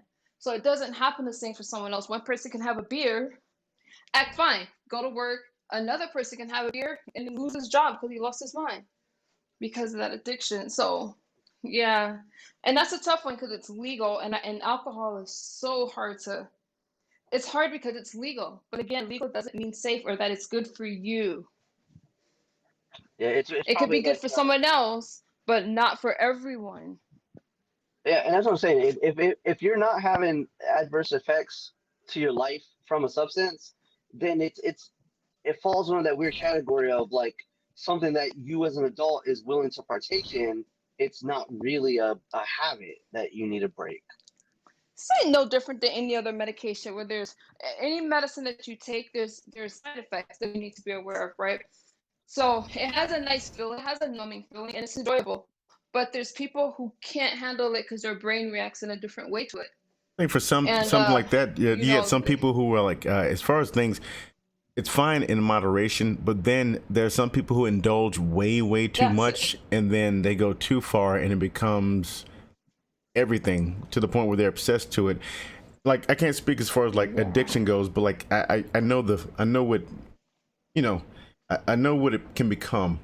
I can even say, yeah, I think at one point when after I got deployed and I came back from a deployment, I think my coping mechanism was drinking at a point, and I drank way too much, like every day, because I had went and got counseling.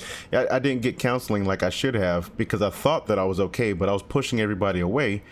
So all my relationships and stuff were just getting destroyed because I thought that I was okay, but I was not the same person who I was before I left. So Wow. I think my temper was messed up. My everything was just not me. But I thought I was okay because slowly, as I was over there in Iraq, I became the person who I was. And when I came back, I tried to jump back into regular life, and I just wasn't the same person. So everyone else was like, "Yo, you're different. You're different." And I'm thinking, "No, I'm not. I'm not different." But I was, definitely was.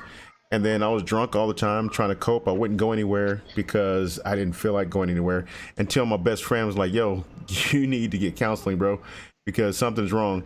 And then I had to look at myself and like, yeah, Wow. there's definitely something wrong because everybody in my life is gone away because I had lost friends. That's a good family. That's a good friend. Go ahead. I'm just saying. Yeah, like Shout out to your friend. people who I had friends and stuff that I had lost overseas in Iraq. They got killed, and so when I came back home, I had never coped with it because while you're over there, while you're in this situation, you're going day by day hoping that you're not the person who gets killed, and you're hoping that your friends don't get killed, but they do, and then you're left by yourself, and so then you come home and you really never cope with it because the pace is so fast over there. You never have a chance to really cope with it. It's like you become so numb to the point where people die around you. It really seems like it means nothing, but it has. You just haven't felt the shock yet because you don't have time to really process it, because you have to focus on the mission. Wow. And then when you get back home and you're alone in your room or your house or whatever, and it all finally starts to fall on top of you, then you start to realize like, wow. And then you don't want to think about it. You don't want to remember it because every time you close your eyes or dream, then you see everything all again. You feel it all again, just like you were still there. So you try to cope some kind of way, and you Like PTSD. that's exactly what it is. Like It is PTSD. PTSD. So yeah, Wow. next thing you know that you're burning through 24 beers or whiskey or whatever, and you want to feel numb. But then again, when you wake up or you dream, it's still there. So I had to definitely go to counseling and realize all of that, because a lot of it is internalization. You feel guilty for being the only survivor in certain situations, and you That survivor's guilt. yeah, you get survivor's guilt. You had so many different things going on at one time. But yeah, my friend like pulled me out of that. Like, hey, dude, like this is not you. So he got me into counseling and stuff. And a lot of us ended up having to go to counseling because all of us thought that we were okay, and we weren't. We just weren't okay. So but now what that does is, like you said earlier, I actually had to do something like that recently. Yeah, it helps. It helps. And for another stigma is you don't want to be the crazy veteran, but also another thing is being a man, you feel like you're supposed to be able to go through everything, but you never cope with it. So you got a bunch of different things going on at one time. And what you were saying earlier, that's just not fair. It's not fair when you were talking about it earlier, when you said that getting it out there helps. So talking about it more and more actually helps you deal with it, because now I can be a catalyst for other people who are going through the same thing, who think that they're okay, because I know what it feels like, and I can identify and help them see the light at the end of the tunnel. Whereas back then, I didn't have anybody but my friend who helped me, because he went to counseling and came and got me. So now I can do that as well, because there are a lot of people who are holding a lot of things in and they think that they're all right. So that translates also into the whole addiction that we are initially talking about. So I can get back to that. The floor is yours again. I just wanted to put mine out there. Yeah, it's all related. What you're saying makes perfect sense. It's all related in just different forms, but you explained it perfectly, especially, that guilt, in your case, survivor's guilt, and thank you for your service. You're a vet. That's awesome. But there, you talked about, going that's a hard thing, and addiction is so big, and a lot of times we don't know that there's a problem, and so that's why I said it's like you're not helping your loved one by giving them the benefit of the doubt. That's that tough love that comes in, but if you wait, it could be too late for that person, and your brain is just not functioning the same. You've altered it with chemicals once you get to that point with addiction. And so the loved ones, people who's able to see these symptoms, just like any other symptom, if somebody has a cold, you see the symptoms and you're like, whoa, you have a cold, or something close, right? And you want to treat it. It's just like anything else. It's an illness. It's a brain disease. I know that people don't agree with that, but if it's a disease module, and that's not the point. The point is getting that person who's struggling some help, and they can't see it for themselves right away. Not until you'll see it way before they will, and they're gonna try to cover it up for the reasons that you've mentioned. I know I tried to cover it up because I wanted to be, functional, mommy, the entrepreneur, the strong person, trying to hold on to that lifestyle. So some people are like, why do addicts lie? That's why. To maintain that, number one, we don't want to hurt you. Number two, we can't stop. Our life out of control. We keep thinking we can fix it.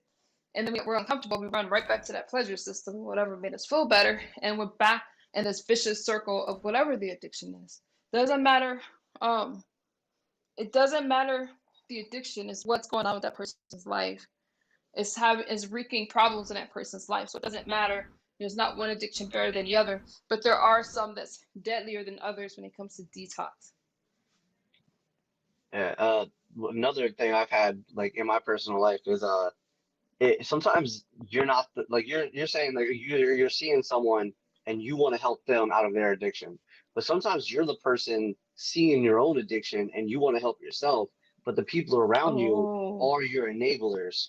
And for those people, I would say you have to sometimes remove yourself from that situation, because if you want to get sober, but the people you surround yourself with do not want to get sober, and they keep pulling you back into that place where you're gonna want to use just because of the peer pressure, you might have to change your surroundings and find people more supportive of you. So he had someone supporting him to pull him away from it, but he had a buddy like, oh, let's go to the bar every night. He would have just been pulled in that same direction and maybe had to separate himself from that friend when he made his own realization of, oh, I'm not right. I need to, make this change. So don't be afraid to, hurt someone else's feelings to save your life. You know what, Right. If dude? you got to You're stop being right. friends with You're I someone just right. I to did have friends that were like, "Hey, let's go out, let's do this." Because at that time, like I had plenty of money in the bank, so I didn't really have to work. And matter of fact, I didn't work. I was like, I had the money in the bank, so I was like, I don't have to go to work because I didn't need to. I didn't need a job since I had that deployment money. And we were like, back then, the only thing I Ah. remember is always being at a bar or going out or having people over, and there was like lots of alcohol, lots of stuff to drink, lots of stuff to do. So, and then I was like, you know what? I like first I Oh. saw it in myself. I'm like, you know what? This is not me because I internalize things that people say, and I think somebody I was dating at the time, or I was dating, we broke up, but she was like, yo, this is not you. This is not, the Shy that I remember. So I kept thinking about that. It kept playing over and over in my head. And I thought, you know what? They're right. But I think I was on the process, or at least the edge of going into recovery until my best friend came and was like, hey, dude, you need to, because like literally I would get up and if I took the trash out, it would be nothing but beer bottles in the trash can or in the bag. That was it. Wow. And like I would just drink all day and watch the news and be pissed off at the world because I was obsessed with watching the news about the war and then drinking all day. That's all I did. Like no yeah, social And and if life, I'm no not nothing. mistaken, the military has that much like it's almost like if you don't drink, because I was in the military too, I was in the Navy, but it's almost like you have that if you don't drink and you're supposed to be a dude, it's almost like you're put down for it in the You military. drink and smoke. If That's you what you can't do. keep oh, I didn't realize the cigarette part of it, but yeah, Yeah, I didn't smoke and until cigarette I that's used to another be drug. against drink. I used to be against smoking my entire life until I was in the military, and I started smoking when I was in a firefight and I ran out of bullets. And I was like, I guess I'm dying today. And one of my buddies, he was over there smoking a cigarette. I was like, hey, pass me a cigarette. He was like, dude, you don't even smoke. And I was like, whatever. I felt like I was gonna die that day, so he just passed me the pack, and I started smoking after that. But here's the thing about that: I started smoking outside of the military as a coping mechanism every time I got stressed. Because at that moment, when that was Wow. happening, it was an extremely stressful point in my life where we're in a firefight and people are shooting at us. So I started smoking that moment. And then every time after that, anytime I got a little bit stressed, I would be like, I need a cigarette. I need a cigarette. And I would smoke. And I stopped cold turkey one day because I was like, I don't need this. What am I doing this for? And I just stopped. And it's Wow. this just was, it's a self. Sometimes You're it's a strong self enough to do realization. that. You're strong enough to do that. That's so that's so awesome. Listen, you guys, I gotta get back to this part. People, I'm like, I disappeared, but you know something? Thank you so much for giving me a voice, and I learned so much from the both of you. I hope that if you ever talk about something like this again, I would be more than happy to come and show my support to you guys. Just listen in or whatever, share experiences. It means a lot to me, and like I never knew that about you. And we've talked a lot, especially you've helped me out in my situation, which I hope I can speak on one day. But I'm in such a better place. I wanted you to know that, and you were a part of that. You remember from the beginning, and whatever. I don't mind. Share whatever you want. I will definitely come back and keep checking you guys out. You were just really, really supportive, and I appreciate that because that is what made the difference. And I also say salute to you for your own recovery because that's a big deal. It really is. well, you're welcome to come back anytime. As always, it's always a pleasure. And like back then, when you were going through a lot of stuff, and there was a lot of things going on, but I felt like if I could do anything to help at all, then I was definitely gonna try my best. And I'm glad to see that you're actually doing a lot better. And I hope that you continue this. If you fall off, if not, I'm still gonna be here. You got my number, and you can call me I anytime. appreciate that, and you have done that, and shout out to you. I again, I speak about it often, and once I hit my 30-day mark, I'm gonna tell more of my story. But it's just not not that I'm not bitter or upset about anything. I'm just happy to be here after that overdose. So every day I just want to live, and I just want to thank those that's been there. You yourself, you've been there. Your guests in the clouds. I just really appreciate you guys and your panel. You have an amazing panel, and thank you guys for sharing your platform with me. And I will stay in the clouds listening in, and I will see you all soon. Well, thank you. Get back to your party. You got 2 days left. You got 2 days left. So you're 20 days in. You'll make 30 in 2 days. You got That's it. right. Yep, you got it. Well, yeah, today's day 29, so tomorrow night. You got it. You can do it. Yeah, thank you. Talk to you guys soon. Thank you. No problem. Thank you. Okay, I'll be in your clouds. That was awesome right there. Courtney, you still there? Mm-hmm. What are you doing? I was eating chicken nuggets. Chicken nuggies. Yeah, I was eating chicken nuggets. I'm glad the conversation went from Loki to what it evolved to. Like, that's awesome. So I got some ideas. Yeah, I got some ideas. Well, we got pop culture bullshit and everything else.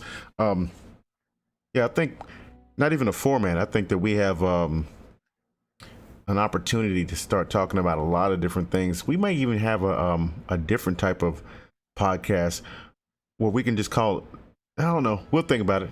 We'll figure it out. Yeah, we'll figure it out. And Wookie was bringing the heat with the topics and everything and the experience. Sound like you've had experience in helping people too, dude.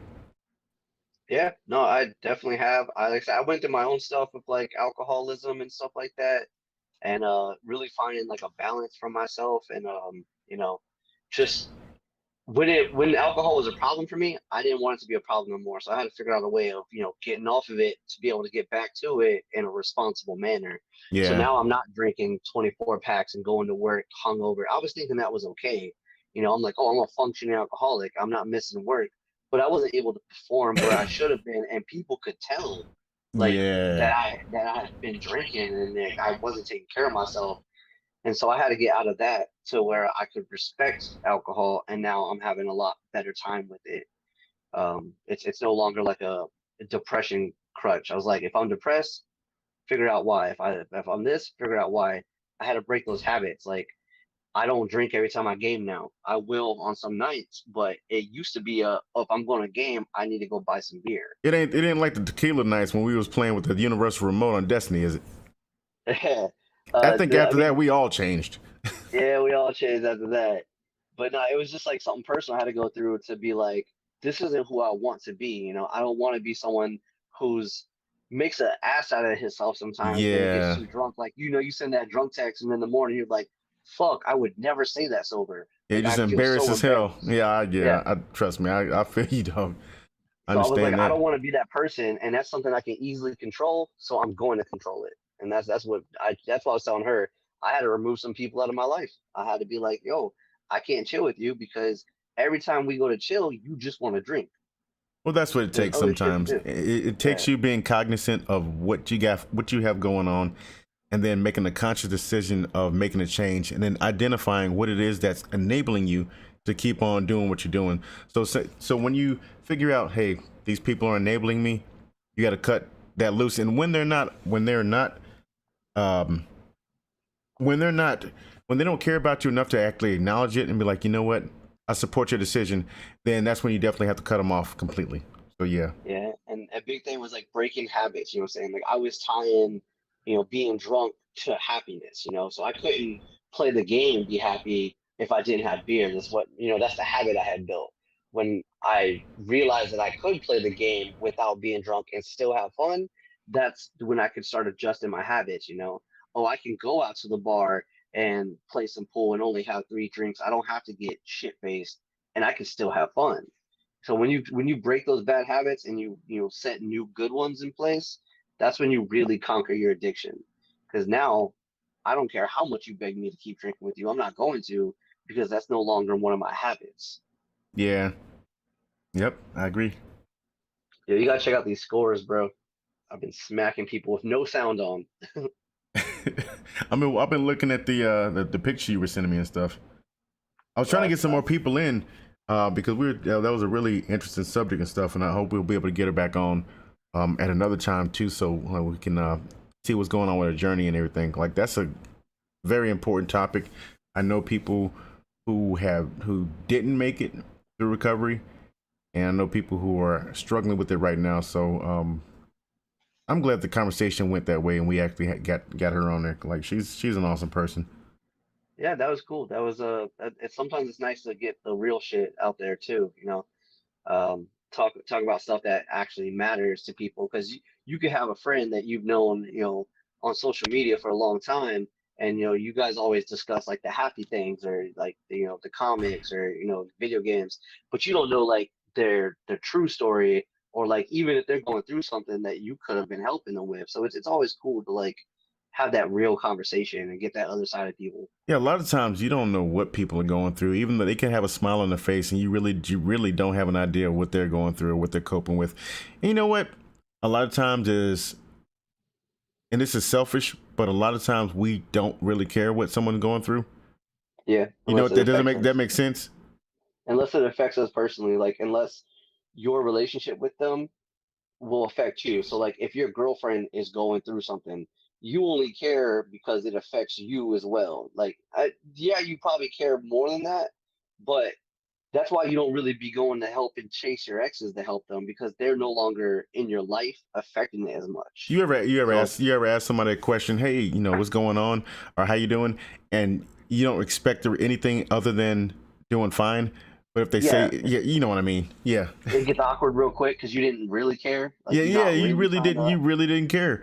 And that, I think, It's the a I perfect can example admit of the that. Yeah, it's kind of jacked up. That's kind of jacked up mentality that a lot of us have, that we inadvertently do, or we inadvertently treat people like that, when we really don't care what they're going through, and hope that they just give us a regular answer. But yeah, like honestly, like people, we really don't care as people. A lot of people are going through a lot of shit, and we really don't care. yeah, the like movies have done it perfectly. Like you go in to, get something from the grocery store and you're like, "Oh, how you doing today?" And the cashier's like, "Well, actually," and then they go on about like how shitty something is or like how their cat just died, and you're like, "Oh, I don't really care. I was just that's just a greeting." You were hoping And they were going so to give you that empty yeah, response, like, "Oh, I'm doing like, "Oh, fine," and keep it it's moving. been great." Yeah, so you're using it as a greeting instead of actually caring, because our society, you want to be a good person to other people. You want to appear as a good person, so you give out that, "Hey, how you doing?" But you really don't care. And when you get met with that, that reality of like, "Oh, you asked me, I'm gonna tell you the truth," then you're like, "Oh shit." So honestly, if you don't care, greet somebody in a different way. Don't be like, "How you doing?" Just be like, "Hello."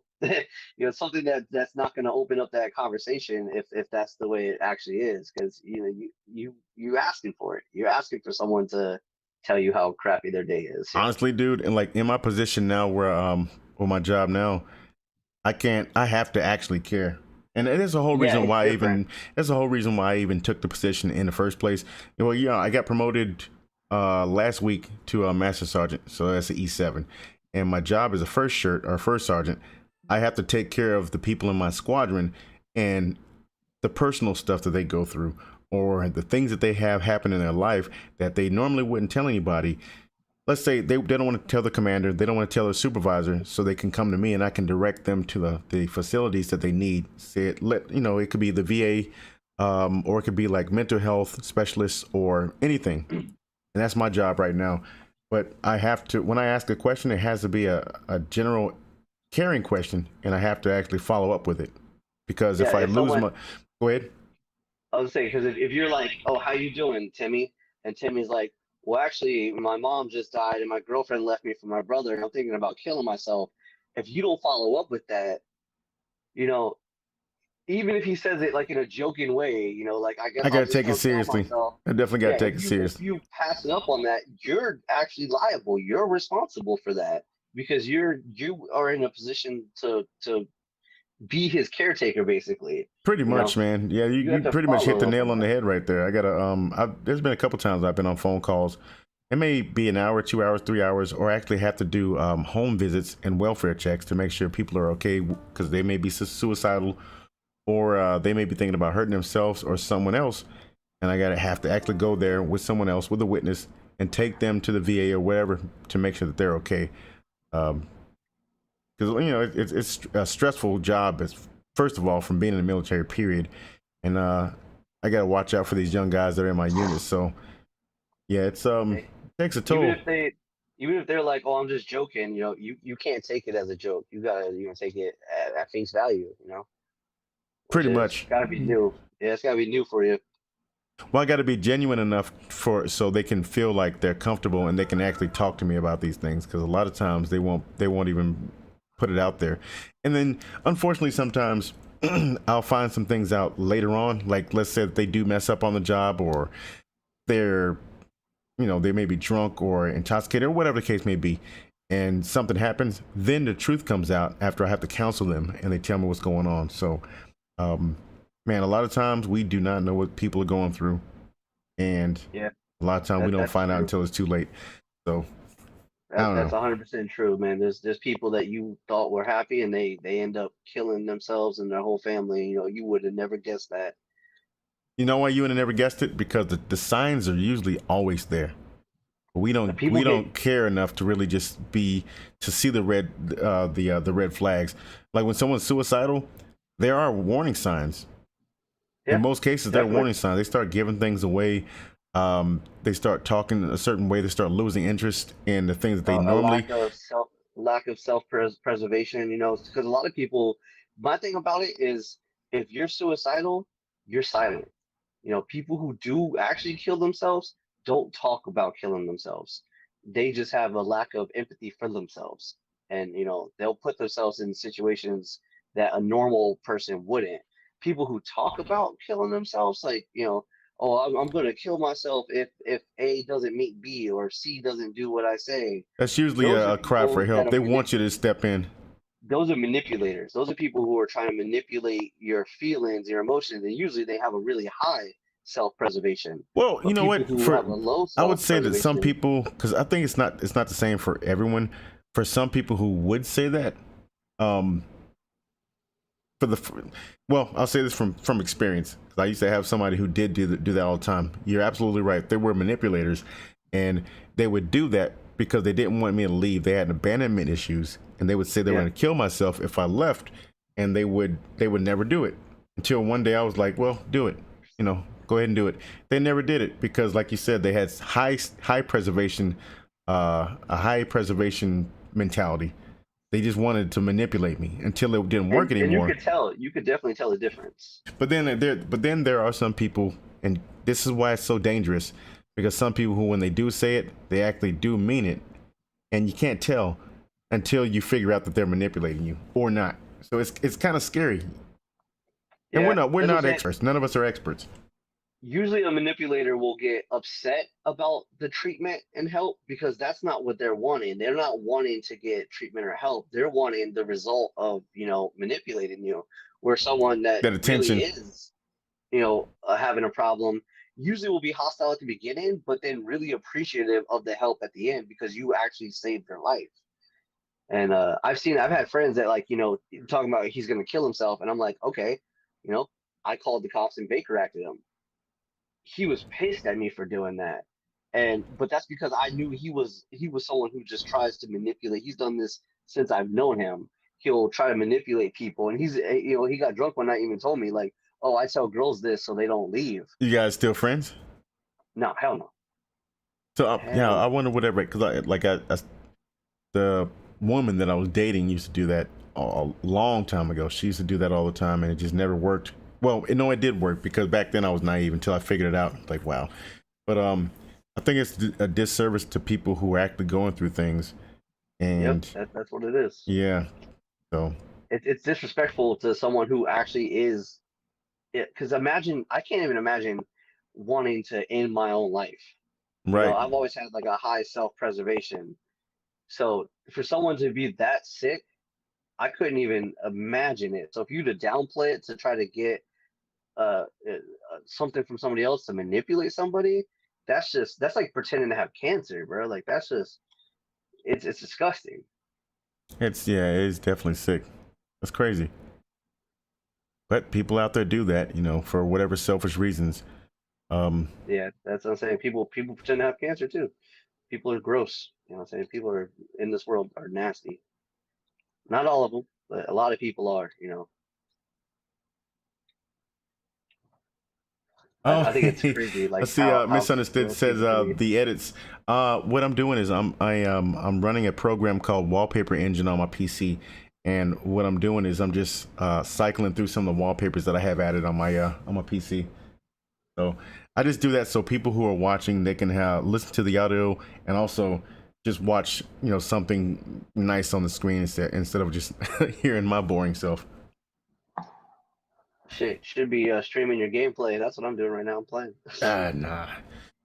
I could do that. What I've started doing is I went ahead and just started putting that on as regular uploads, and then as far as like podcasts, when we start talking about everything, I just switch wallpapers. Oh, I got you. You use the wallpaper engine. Yeah, it's dope. Let me see. Oh, I love wallpaper engine, but it takes too many resources, bro. That's why I only use it while I'm gaming. At all, but if I do like a music stream or whatever, like I'll let it play overnight, then I go ahead and let it cycle through different wallpapers or just play one. Yeah, that's not bad, bro. I've never played without like sound before, but I am so much more hyper aware of my map. I'm actually playing better than I normally play. You know why? Because you're not focusing on the sound. Yeah, that's what's crazy. I'm like watching my mini map more than anything. That's it. That's because that's all you have to go on.